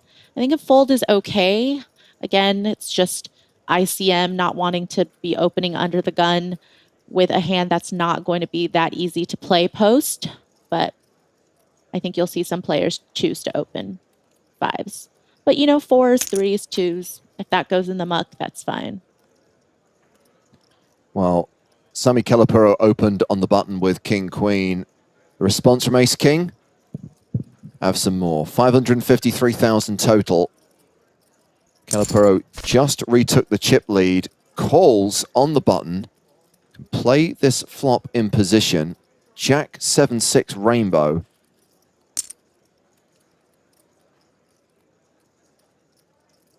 Internet 9-3 off continues, and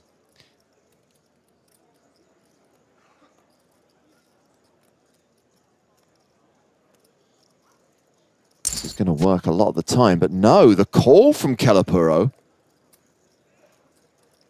Yeah, and that might get internet to shut down just because you know that that board is probably going to favor your opponent a lot of the time and can't continue profitably, I think, with about an SPR of, you know, under 1 there as Internet 930. Board pairs on the river. Well, ace high, it's still the best hand. And having called that flop bet, what is Kelapuro's plan for the river? Yeah, I mean, I think especially with that really quick check by Internet 930, I would feel like it says they have an ace high type hand a lot of the time. You would think that Lars Luzak would be able to pick up on that and know that he has to bluff. 603,000, roughly 1/3 pot. A significant percentage of Brusky's remaining stack. Can he find the ace-high hero call? Doesn't have much time back sizing. left. I mean, you definitely do have a lot of jacks that you will play this way as Lars Luzak. You know, you probably want to pop control on the turn. Wow. Sick hero. Sick hero. And a new chip leader. Brusky now in front with 3.9 million.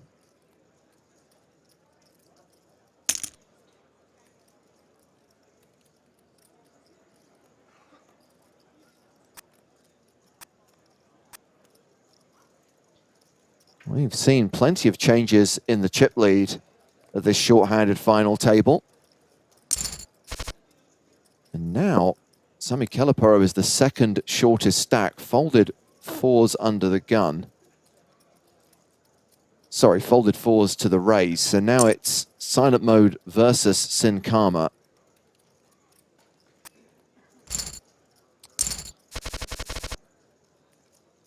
Next hand.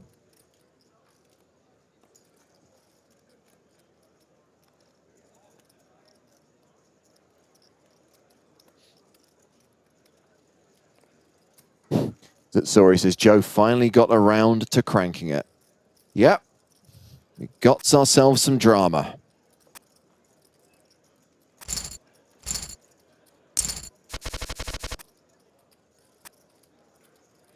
And now kings for the short stack.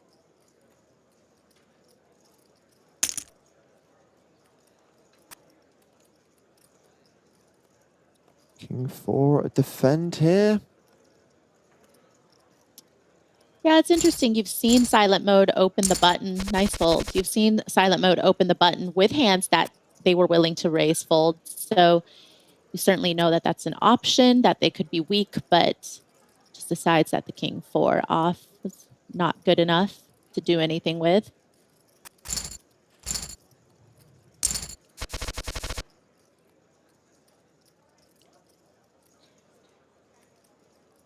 Oh, this is potentially interesting. Ace Queen. 5s in the small for the chip leader. Ace 10 in the big for Dex. 5s fold.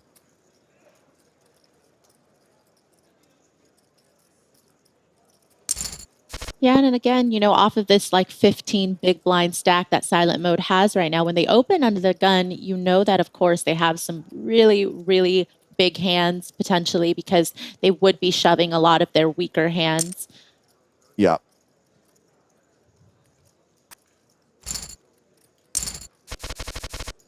Silent mode chips up to 20 bigs. Jack 9 suited for Sami Kelapuro, who raises to 168,000. Ace 3 on the button for Renan Brusky.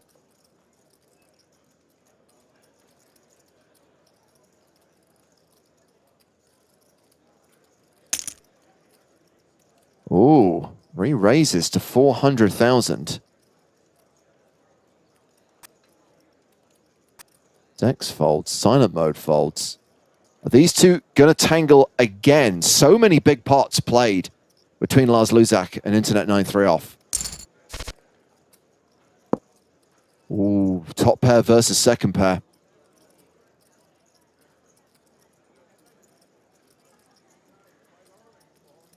Yeah, clearly these two players have history against each other. They're not afraid to kind of target one another, go after each other in spots that they think are favorable.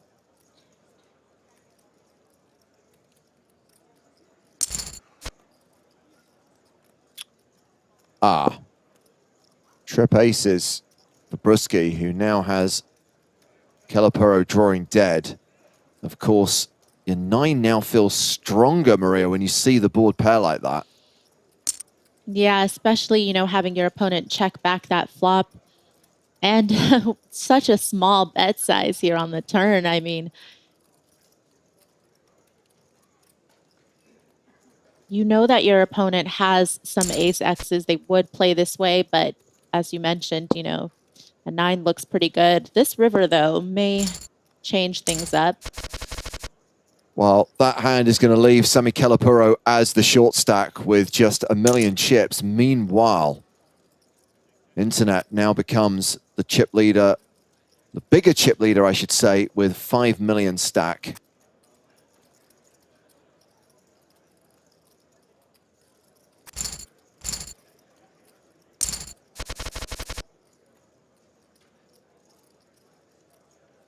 And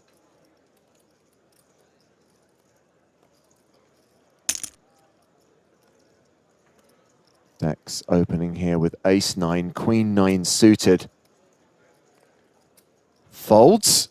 More hands suited in spades. 6-5, king deuce.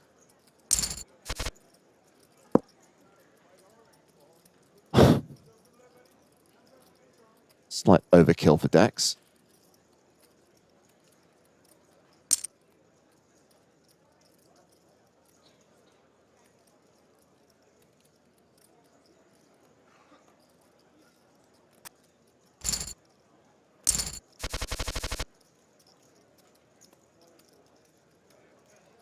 And we have got pocket 9s for Dex.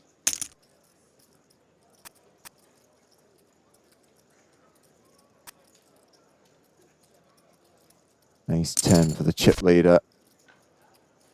And oh, top pair versus set. Come on. All strawberries on board. Yeah. If it wasn't a monotone board, we might see a little more action. I think, yeah, check call seems fair in this situation. Internet just really doesn't want to see another heart come off, I think, thinking that top pair is going to be good here a pretty decent percentage of the time.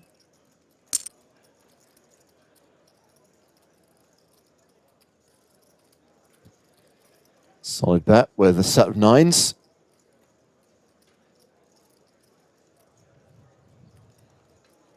Yeah, I think this is the opportunity as internet to maybe call here and then decide on the river. But again, understandable if they decide to fold. It feels fairly strong coming out of decks.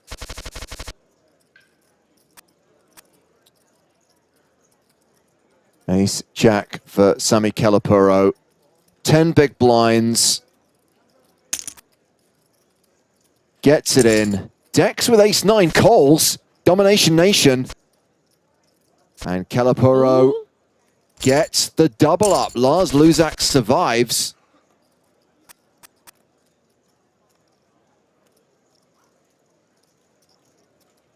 So now it's silent mode. There's the short stack once again. 20 minutes till the blinds go up. Decks raising small to big with 10-5. Queen 6 for Pavel Placev.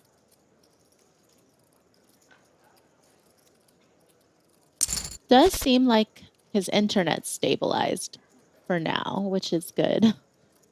Oh, way to jinx it, Maria. Watch him disconnect in the next 30 Did seconds. I do it? Was that You it? did it. Oh, yeah. I rode the broom there. He's screwed now.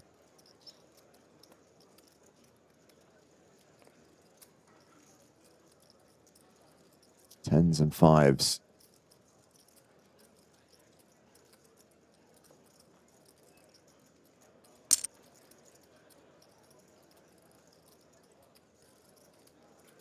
Vex betting and silent mode folding.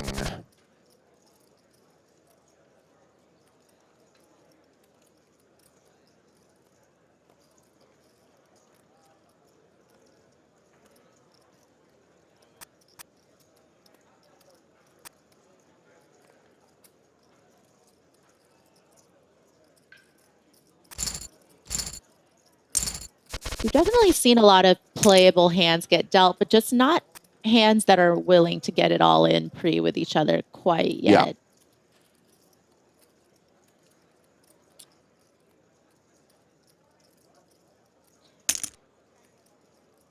Yeah. Ooh. Committing re-raise from silent mode, hovering around the 1.5 million mark. Now has ace queen, but Elias Gutierrez with kings on the button.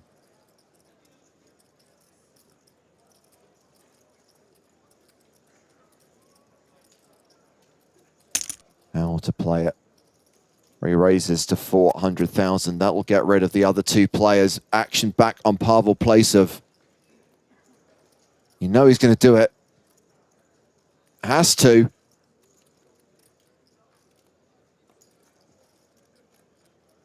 And when kings call silent mode, we'll be looking for an ace. All in and at red. Queen, that's something. No ace, no queen on the river. Kings hold and silent mode is KO'd. That is Pavel Placev cashing out in 5th place for $45,000. 4 players now remaining in this $5,000 buy-in 7 max event. Yeah, and I wouldn't be surprised to see a shove out of Lars Luzak here with just under 20 bigs. You're up against the chip leader opening. You know that they're going to have quite a bit of light opens. This one is not so light, but how... Yeah. I think yes, 20 bigs is just a little too many. Yeah, but worth highlighting once again, Maria, as you did just there, that after eliminating silent mode, Sin Karma has taken the chip lead again, up to nearly 5 million. Blind v blind, King 10 versus Ace 10.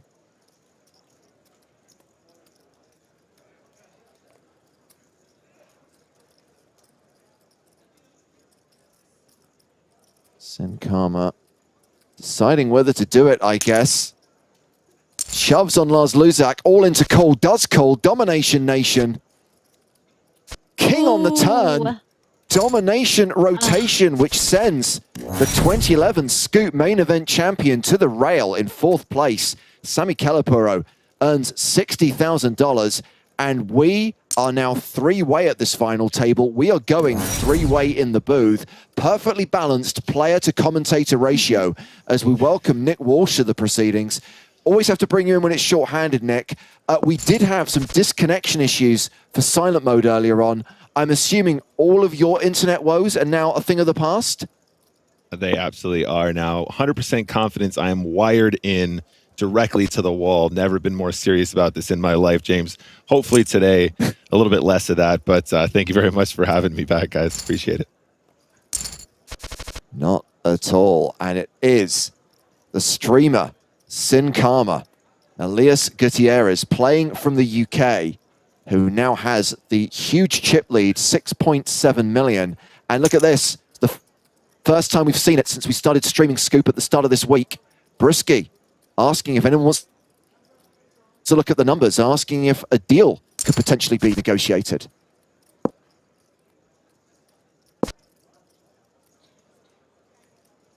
Sin Karma's looking at this straight draw like, just give me a minute. Let's see if I make this straight draw, and then we'll talk, and then we'll have a conversation about deals.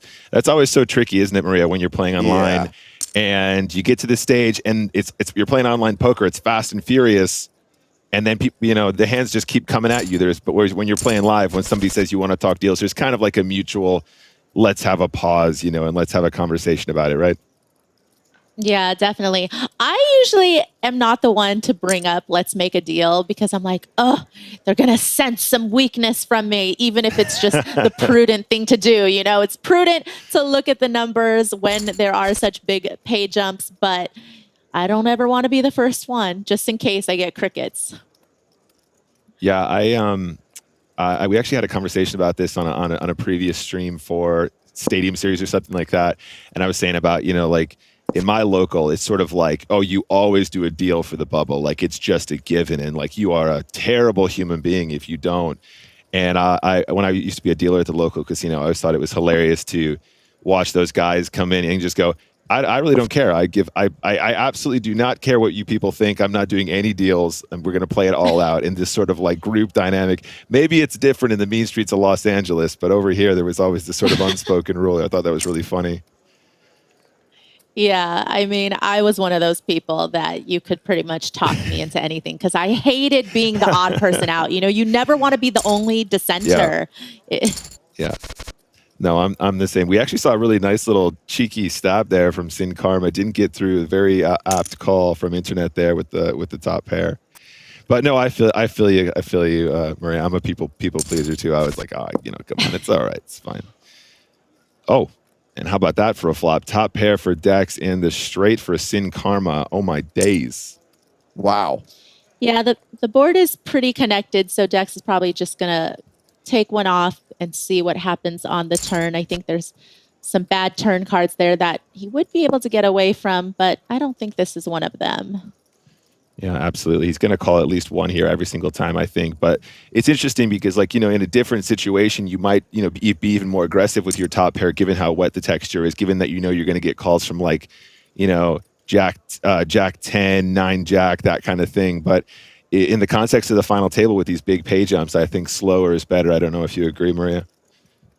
Yeah, and I think that at this point, you feel pretty good about top pair. You don't necessarily want to put more chips if you don't have to, but this is kind of the defining moment in the hand where if you call this bet on the turn, what are you going to do on the river?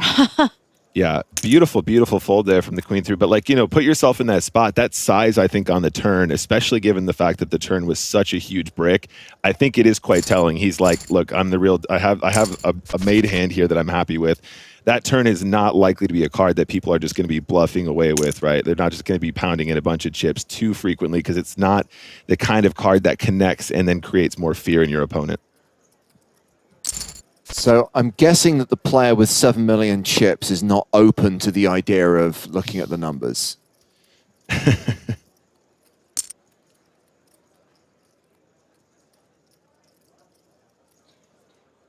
And see, this is the spot where I'm like, I wouldn't even feel comfortable just ignoring it. I would just say, no, thank you. Like, but nobody feels the need to say anything, you know? They're like, It makes for a great stream though, doesn't it, James? We've had a lot. What was the session where we had everyone talking about deals and the guy was just straight up ignoring? You were on that one as well, weren't you, Maria? Was it the yeah. Was it the Sunday Million special or something like that? Guy just straight up not interested. It was, wasn't it?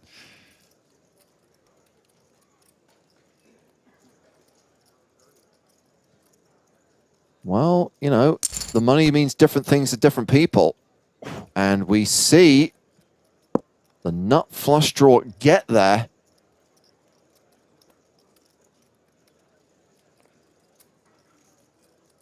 Pretty clean. Pretty clean for the ace of diamonds. He's got less than pot though, right? So, I mean, if you go too small, it looks ridiculously strong, and you do have less than pot. I think you pretty much got to put most of it in here. There it is. 1 million into 1.7.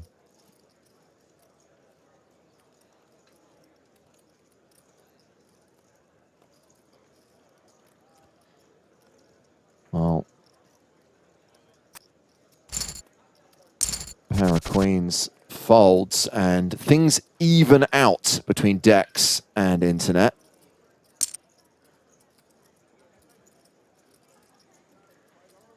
A little blind v blind action here. King 10 versus sixes. Yeah, and certainly Pretty standard if limp you're going to call. limp in with King 10, yeah, you will call there. Absolutely stellar flop for King 10 here as well. It's just an awesome texture to just float, obviously, with your draw. I mean, in a lot of cases, you will have exactly the scenario where you do have 2 over cards and the straight draw to go with it as well.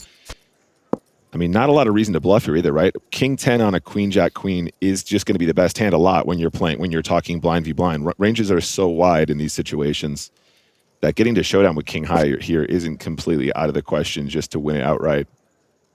So much so I think the sixes might actually get a cheap showdown here. Unless King 10 tries to get, maybe some ace highs to fold, stuff like that, but I don't think he's going to go for it.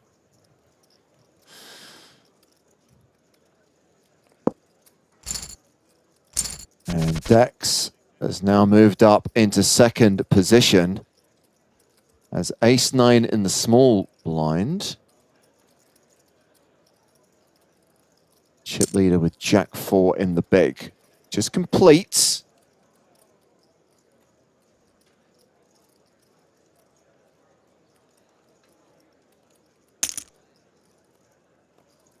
Yep, guess what he was looking for.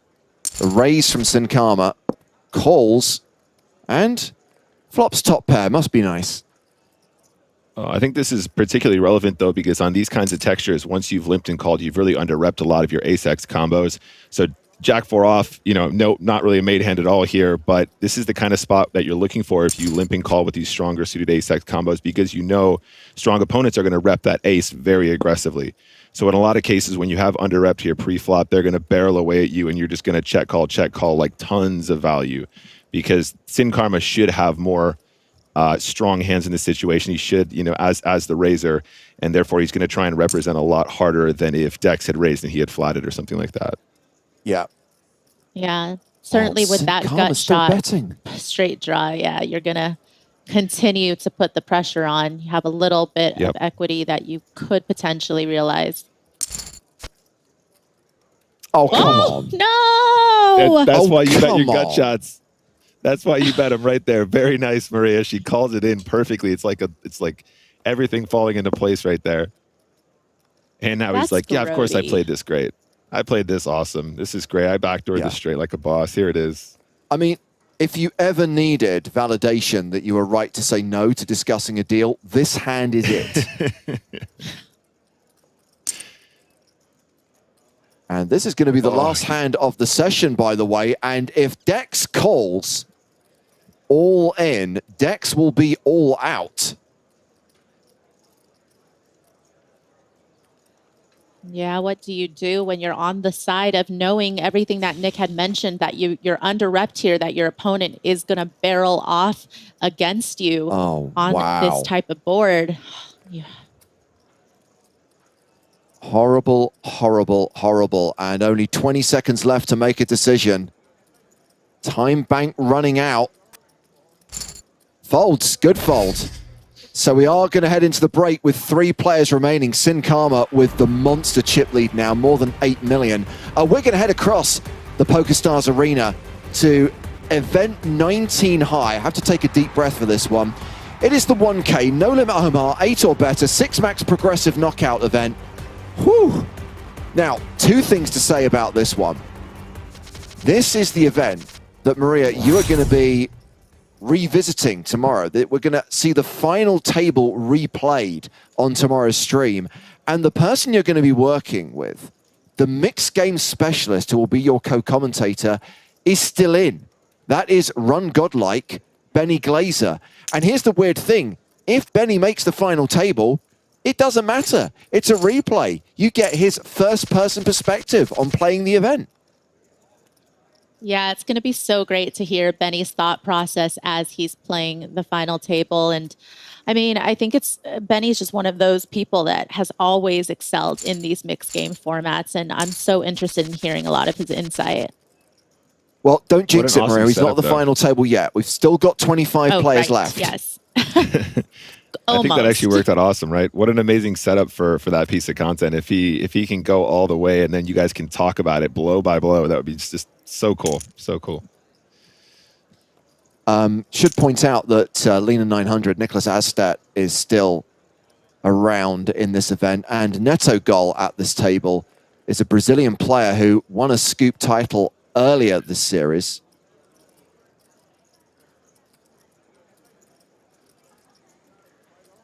It's so weird to see No Limit Omaha.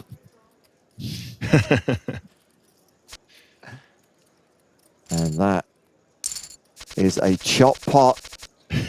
And you don't get the chop pot song when you're dealing with 8 or better.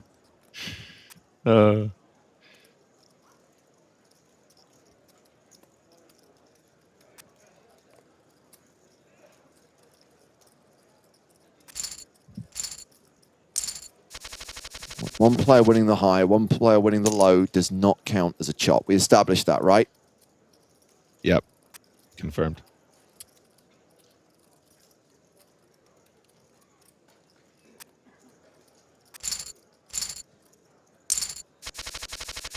So Maria, I know you're doing these. I know you're going to be taking the reins and doing these cool mixed game sessions. Oh, we do have an all-in again. Hold that thought, Nick. Yeah, it's Texas alignment. A6-5 deuce. 2 hearts. I would imagine that Neto Gol is going to make the call here. Just Ace-3-4, Jack 1 suit looks so good. You've got a lot of possibilities to make nut lows, to make nut flushes.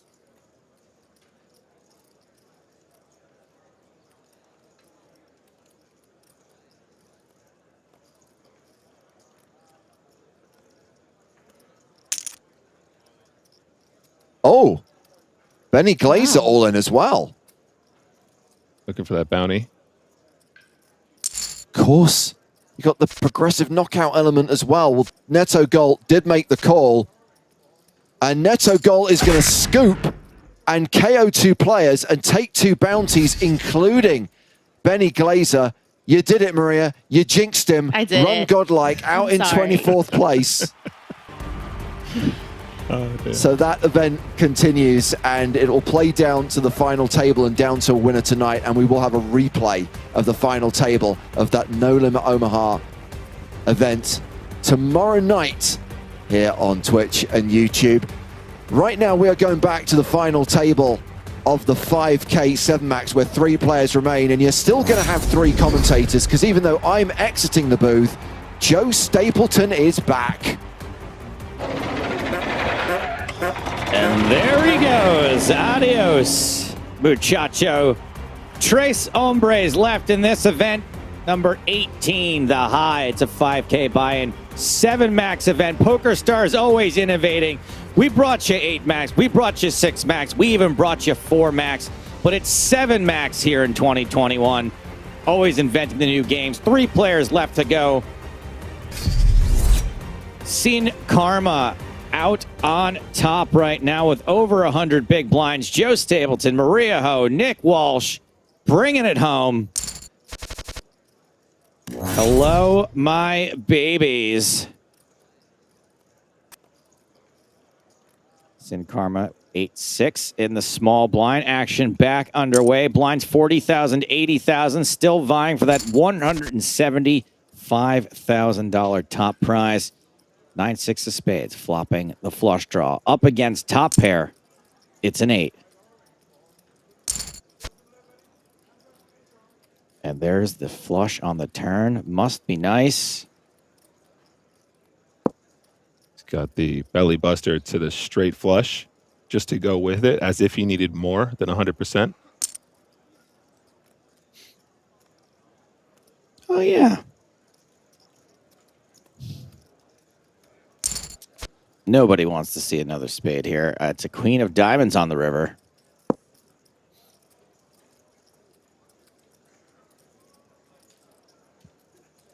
Sin Karma in a dominating position. Yeah, came along on the turn. Came along with that 8 on the turn, but don't think they're going to be able to call on this river. Yep.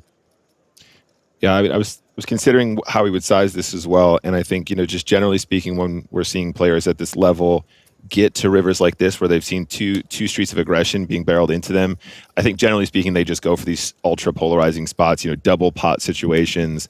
Part of the reason why he wants to use this sizing as well is because he does want to balance the situations where he's really trying to get like an 8 or a 10 to fold as well, right? So this is going to be included with some like single spade kind of hands. Others, other things like, if he had like 6-7 with a spade or something like that, he might be tempted to use a similar sizing just to absolutely maximize folds. But you got to do it with the strong stuff as well once in a while too. Sin Karma does fold the flop top pair. Long, no longer the best hand. And Internet now with aces. Unfortunately, Dex with the hand we named Deuce Bigelow.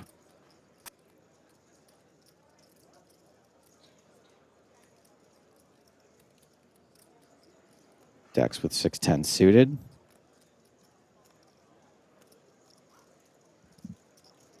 Just to remind you guys of the real names here. Renan Brewski is Internet 9-3 off. Darius Pedes from Germany is Dex. And Sin Karmas is Elias Gutierrez.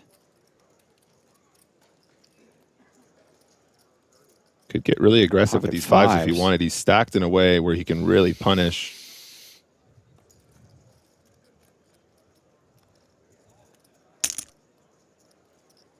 And that's there it is. What you'd expect him to do. There it is. Yep. These small pocket pairs do extremely well as pre-flop all-ins just to really maximize pressure. They play really poorly post-flop. And when you're covering everybody in this situation, I think it's especially so because you're going to get even some like better pairs to fold once in a while just because of the ICM Nick, I'm pressure glad too, which is outrageous. You brought up the word punishment because Spank Me Nasty on Twitch has chimed in to say, shh, don't say anything mean to Stapes. He can't handle it. Nick, I know you're a big proponent of bankroll management. I'm a big proponent of banroll management. You banned. Thank you for your comment. You banned. I mean, also, come on, guys. Joe does comedy, man. Comedians are masters of taking that kind of punishment. Come on.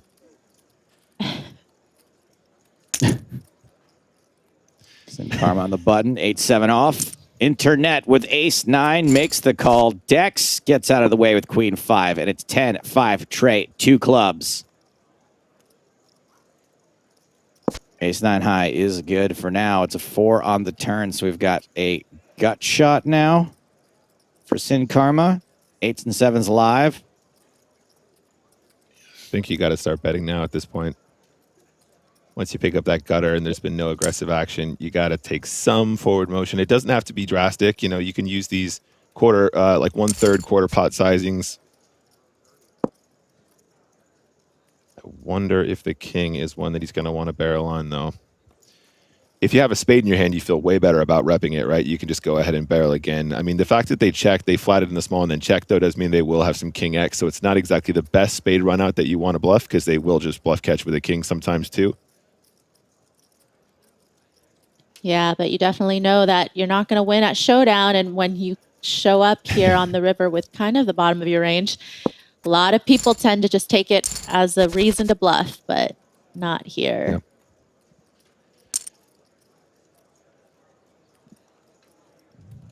I think it would have been interesting to see if he did bet the 8-7, though, because Internet was in one of those really weird spots where if you had bet having the ace of spades in his hand, he could have check raised the river or something like that.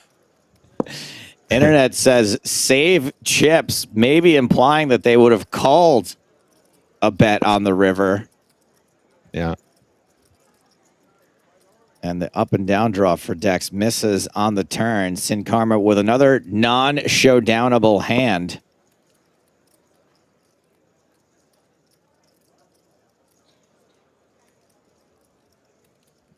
Soul check back.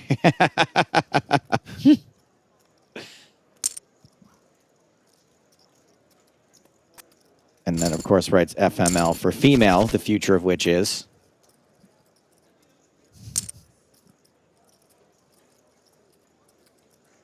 Sin Karma with another not very good starting hand, limping in with 6-7, gets raised by pocket tens.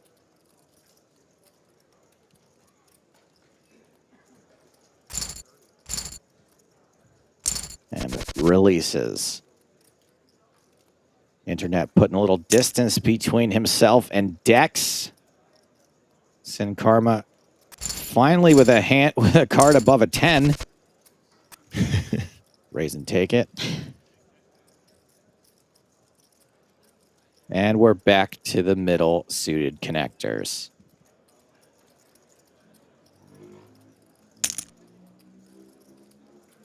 Dex ain't giving no walks. Raises with Queen Trey. 8-7 suited, and though. Karma Come on. defends, yeah, with a very fun hand. And this is exactly the kind of flop you're looking for. 6, 7, 8, 9. Which pair do you think Sin's going to make? Will it be the 8? I'm going with... Will it be the 6? I'm going with the 7.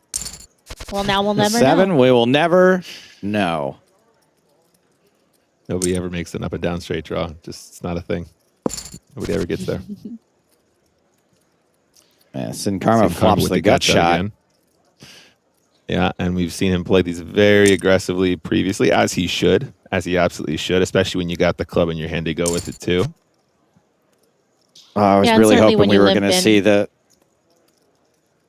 see the wheel Broadway, the 3, then the queen, but nope. And when you limp in from the small blind as Sin Karma, you can have some ace X's there as well. So, you know, with that added equity up, you can always kind of barrel 3. and take a stab on the flop. Yeah, no, absolutely. I mean, your opponent also is going to be somewhat capped. I mean, this is a slightly different scenario being on a final table, but your opponent will be somewhat capped to not having as many ace X combos when they played their hand more passively pre-flop there. So you can take advantage of that and attack these higher boards a lot more aggressively. King X, Ace X flops are really good just to stab at, you know, blind v blind quite frequently, especially when you have some equity guaranteed.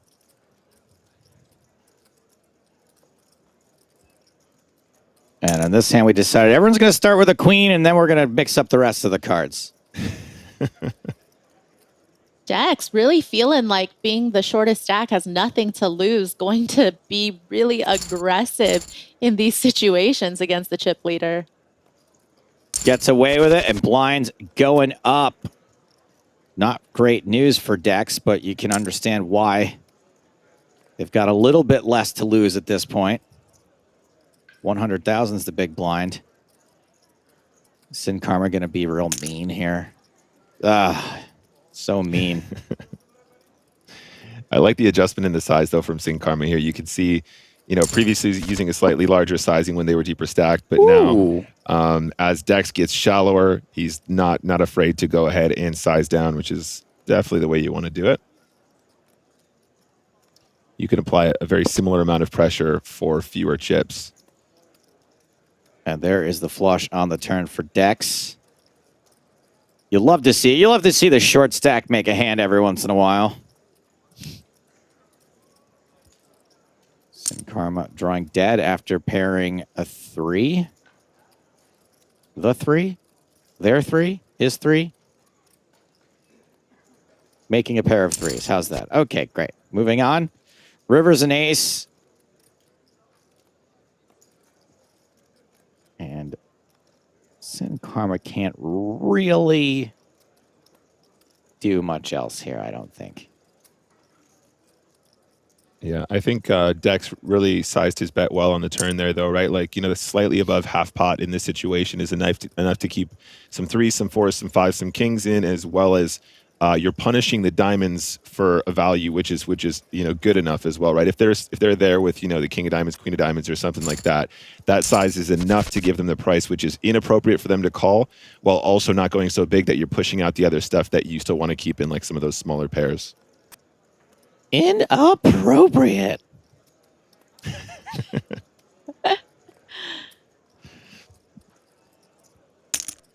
If anyone out there in chat knows that reference, I will do something very special for you.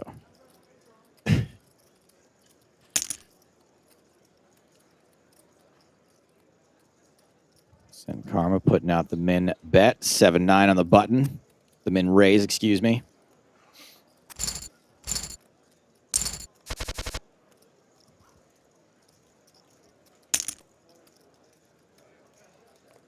Red Sox Nets guesses that's from Saving Private Ryan, right? That's so close. No, not Saving Private Ryan. Also not close. Thank you for your comment. Internet raising ace 5. We got to defend here from the 6-9. Both players with a gut shot. One of them would be How long are you going to give them, Joe? Bad. Till the rest of the one's broadcast? Gonna get it. Yeah, I mean, they can have the rest of their lives. It's that obscure? Yeah. Yeah. I feel like it is a hard one to I think it is a hard one to Google as well, right? You can't just put the phrase in and instantly find it. Yeah, no, I don't think so. There's been too many things to Google since this has happened.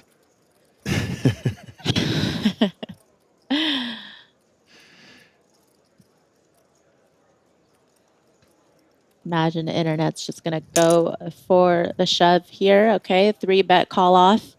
Works 2. Obviously, you know that it's going to be good against pretty much all the hands that Dex is going to open from the button. Yep.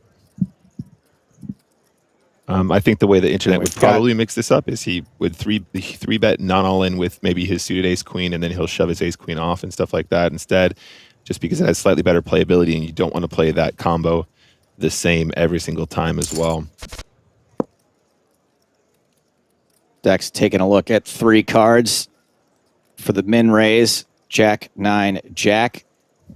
10 high versus ace high. Ace high bets. I mean, Dex can never fold a gut shot here. There you go. That's how you do it. Punished. Punished.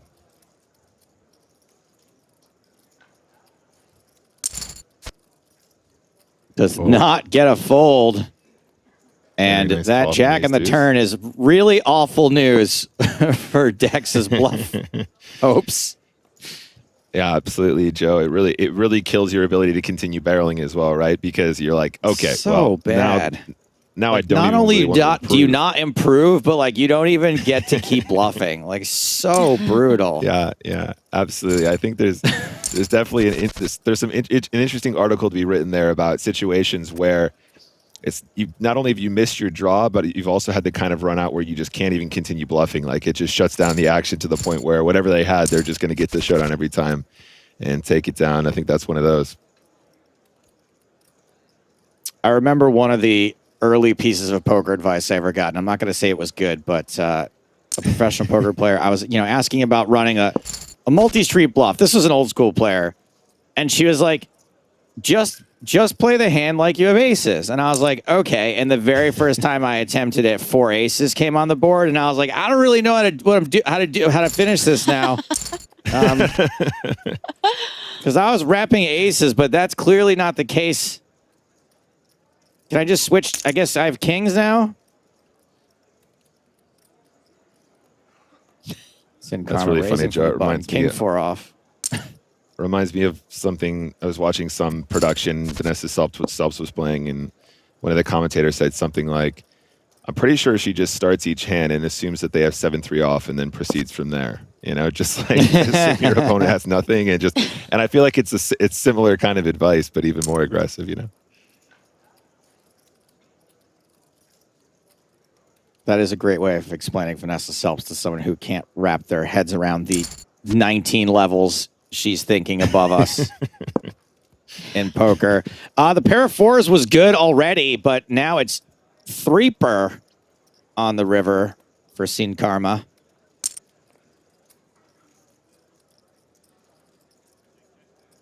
Maybe a little tempting to hero this with ace high. Yeah, it's definitely one of those runouts where ace jack needs to think about it, right?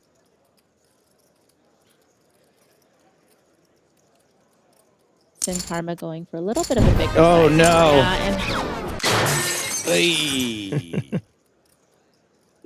And it's especially hard when you only really had very few seconds left in your time bank, and you're like, well. Uh-oh. There's the shove from Dex. Sin Karma with a pretty callable hand for 13 bigs. Ace on the flop. And no improvement. No Dexy's Midnight Runner. Dex 888 eliminated in third place for $82,500. We are now heads up. Getting some GLs in chat. Big advantage here for Sin Karma, who flops top pair right away to kick things off. No caliente, not hot with my bluff. A little Spanish in chat. Speaking of caliente, all right, let's keep the STD chat to the minimum, guys. I don't care how much it burns. No caliente, and it's Joe. been pretty smooth sailing for Sin Karma just throughout this final table, just never getting into a lot of unnecessary confrontations, not getting coolered, being able to chip away after getting the chip lead, taking, some light open spots, getting away with it, hitting a gutter once in a while on the river against top pair also helps. No, I totally agree, Maria. I think also, we talk about ICM as we get to final tables very frequently, but when you come into three-handed play and you're in Sin Karma's position where you have everyone covered by a very substantial amount and they're all sitting around 20 or 25 big blinds effective, if you study the game of poker and you're three-handed really, really well, he's just had tons and tons of extremely standard spots where there's not really any pressure on him to adjust away from stuff that is just very, very easy to play, right? Like that spot earlier, we saw him jamming pocket fives over the open from the button around 20, 25 big blinds effective, something like that. It's just dead standard, and it's something that you would have had to think about where the stack's a little bit closer. But once you get into that position, I think he's played really, really well, and he's had a lot of much easier decisions as a result of the fact he's stacked the way he is. Yeah, and that's kind of what you're hoping for, like no one needs to be a show off at this point. Like just give me the easy standard spots and I'll know what to do with them. Yeah. I just want to say too that since Heads Up has started, we've seen Sin Karma fight for pots in some pretty bizarre ways, and the few times that Internet's had hands here, Heads Up so far has just given them up pretty easily. I don't know if you want to chalk that up to instincts or just knowing these situations incredibly well, but hasn't really until now made a misstep into a better hand. Sorry, I brought it up. I probably shouldn't have done that. I was just about to say, jumping in here, I think King 7 off is one of those weird outlier offsuit hands that you do throw into your 3-bet range there when your heads up quite often. The rest is all kind of, there's a bunch of stuff you'd expect. And then there's always like Queen 7 off, King 7 off, and like Queen 4 suited and weird stuff like that that is just in there to get some more board coverage.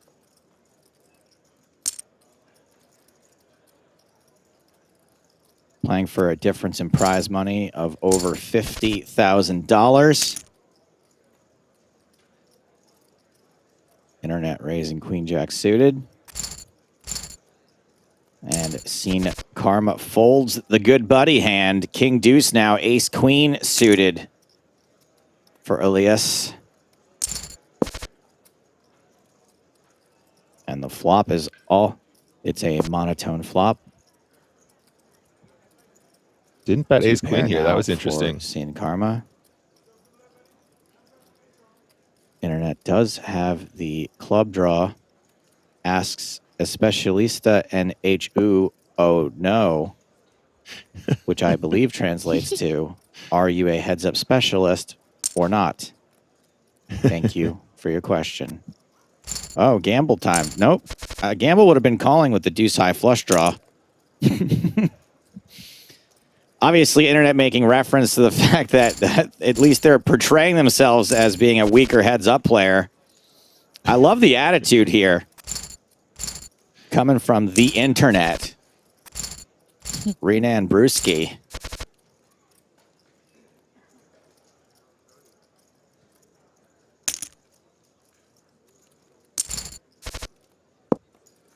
Couple of deuces and Internet pairs their 5.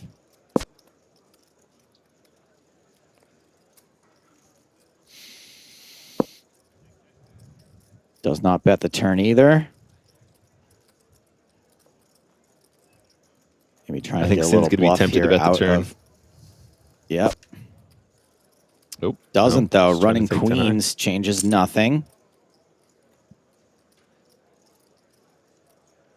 Internet trying to get a call out of a high card, doesn't get it. Queen 9 and Queen 7. 7 high flop, domination rotation.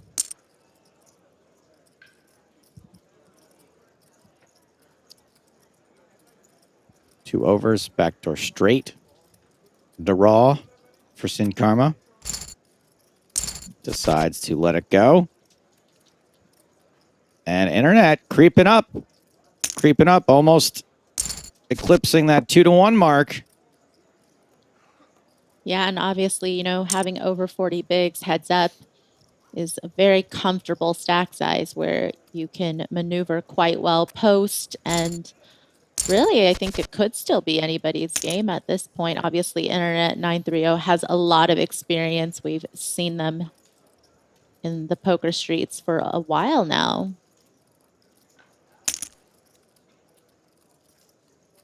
And a rare, so far in this match, 3-bet pre-flop. Yeah, I agree, though. Excuse me, guys. I agree, though, Maria, absolutely. I think at 40 big blinds effective, it's really so much room for play. A lot of ammunition for post-flop action.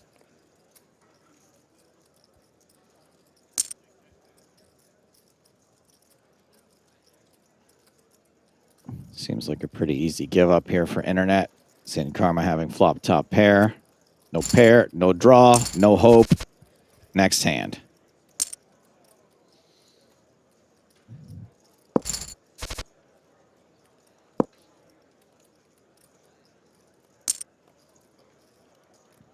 Yeah, go for it here with the old 3-6.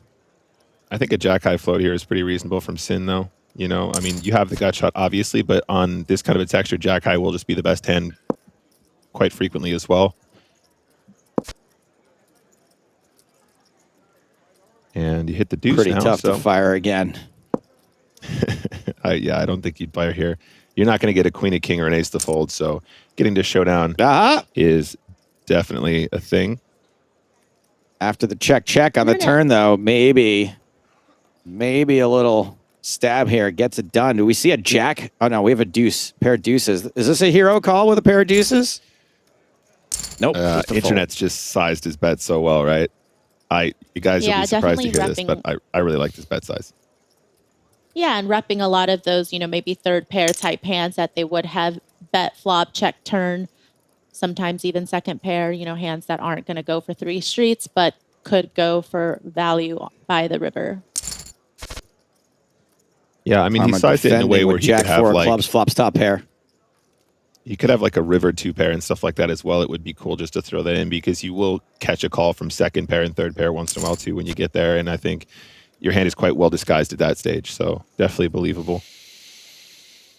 Internet was in bad shape. Second pair versus top pair. Maybe in worse shape now, arguably. That the jack has paired the turn. Oh, yeah. Beautiful, sweet, sweet chin music here for Chin Karma.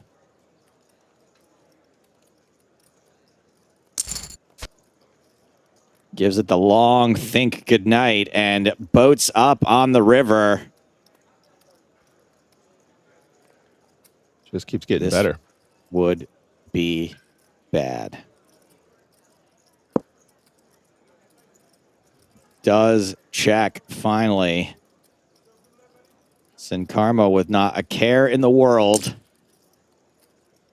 gets to bet the lot of it. If internet calls, it's over.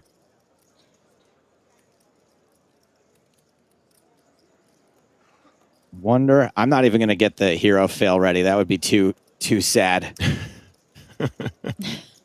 Got to be tempted to double up here. But we'll call it makes the laydown. May have just been a time bank thing.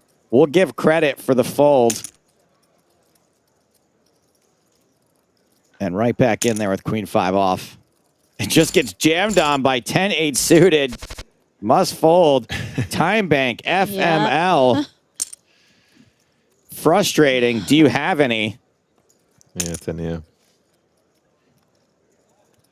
Yeah, it's tough to get to this stage in heads up where you have no time bank because you are going to have to think through a lot of spots potentially because you have to be in every hand essentially. So it's going to come up. But you can never just hold on to your time bank necessarily thinking that you're going to make it to this point either. Right. You will have to use it at some point earlier on in the final. I do want to, Haas reminding me of something. Remember I went on a rant earlier saying, the second one of these players shows down Jack 4, I'll concede that they play the same way as the people in my home game. Sin Karma has made 2 gigantic hands with Jack 4 since I said that. One of them was suited at least. Or was it? Yeah, I think it was suited. So what you're saying is that the people in the home game are playing above the rim. They're playing better than you think. They're on this elite correct. Poker yes, Stars. They're playing on heads up. They're playing on Sin Karma's level. This whole time Joe thought that he was losing because they were so bad, but turns out they're just the best. They're just the greatest. No, I'm not losing because they're bad. I'm losing because I am the unluckiest player that's ever sat down at a poker table. They play fine.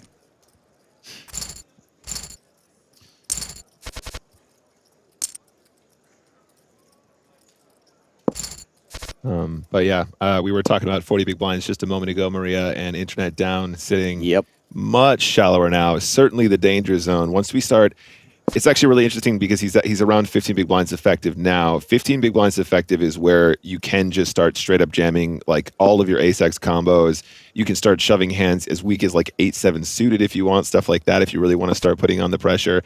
Around 15 is where things really start to change gears, right? Between 25 down to about 16, there's a lot of stuff you're going to do differently. But under 15, it starts to really become more push heavy. You're not going to do everything push fold, of course, but this is definitely where the big stack can apply max pressure. Yeah, and it's nice because at that 15 big blind stack depth, you can still raise over, open mins where you're like, okay, I still have fold equity. If I 3-bet shove here, I can still get folds and I don't necessarily need to see a run out for my life. Absolutely. Internet firing more than pot with top pair. Sin Karma up and down now.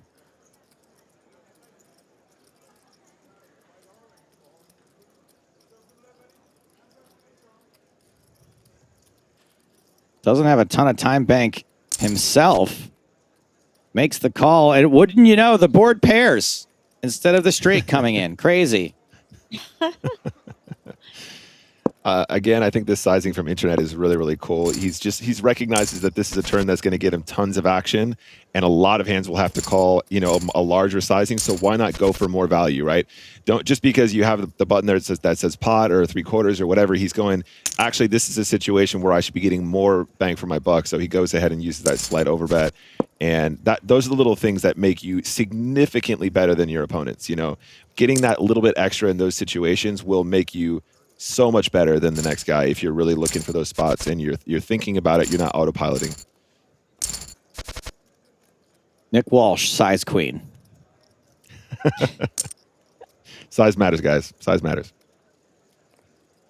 Sin Karma limping in with Jack Deuce. King 10 of diamonds for Internet. Wants to put some more money in pre-flop. Gets the fold. Pocket 6 is now over on Internet's side of the table. Limps in. Doesn't get the pre-flop action he was looking for. Jack high flop. And it's a pair of deuces on the turn for Sin Karma.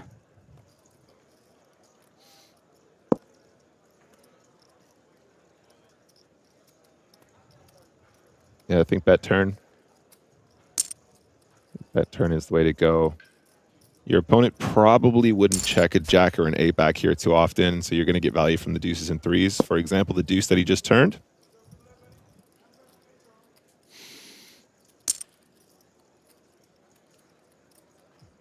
There you go. Nice little size to get a call from a deuce or a 3.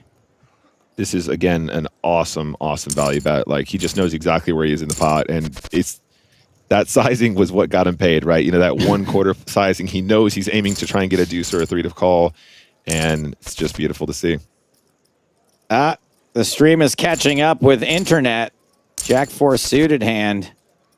Good fold. And especially when you have, this you know, that.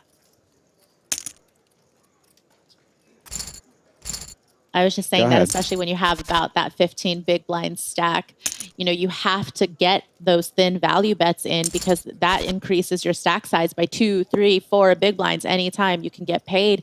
And so it's so important, and obviously just showing his class by being able to extract that value. Yeah, absolutely. I mean, it's like, I think a lot of people forget that if you're sitting at 15 big blinds effective, like Maria is saying, you know, even 2 big blinds, that's like a greater than 10% increase, right? That's a greater than 10% ROI just to get a little bit extra out of every single moment. And I know that a lot of people are like, oh, you know, once you get to this stage, everyone's just kind of short, and, you know, what are you going to do? But, you know, it makes a big difference, and it will make you significantly better to know how to navigate, you know, these extreme short situations. Nice little stab there from Internet. Snapped off by a pair of 5s of Sin Karma. Back down to the below 20 big blind mark. I got to give Internet credit as well. I mean, playing pretty fabulously considering what they're up against right now, but also having that one-way conversation. Still time to chirp every once in a while. You'd love to see it. You do. 7, 8, 9, 10, 6, 7, 5. What is it? Who's even winning this? Queen 9?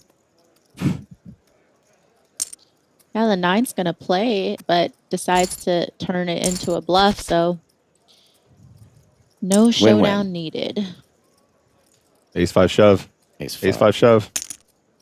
There it is. Ace 5 shove. Easy game every time. No spoilers, Nick. I'll ban you.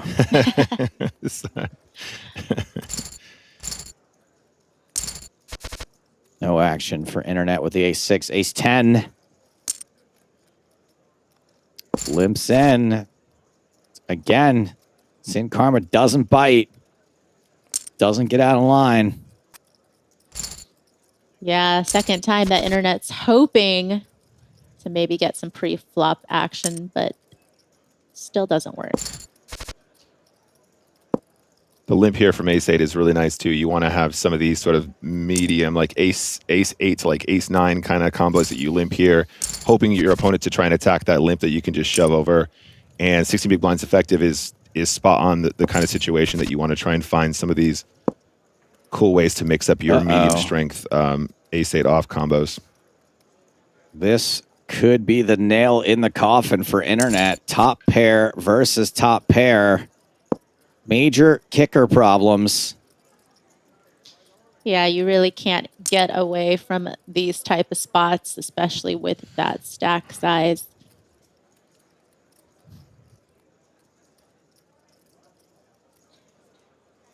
Sin Karma contemplating an aggressive act, just makes the call. 7 on the river. Queen 9 kicker will play. Check, check. Down to 11 big blinds. And Sin Karma jams. Obviously a call. Domination Nation, but it's a jack high flop. That is going to be it for internet. 9-3 off.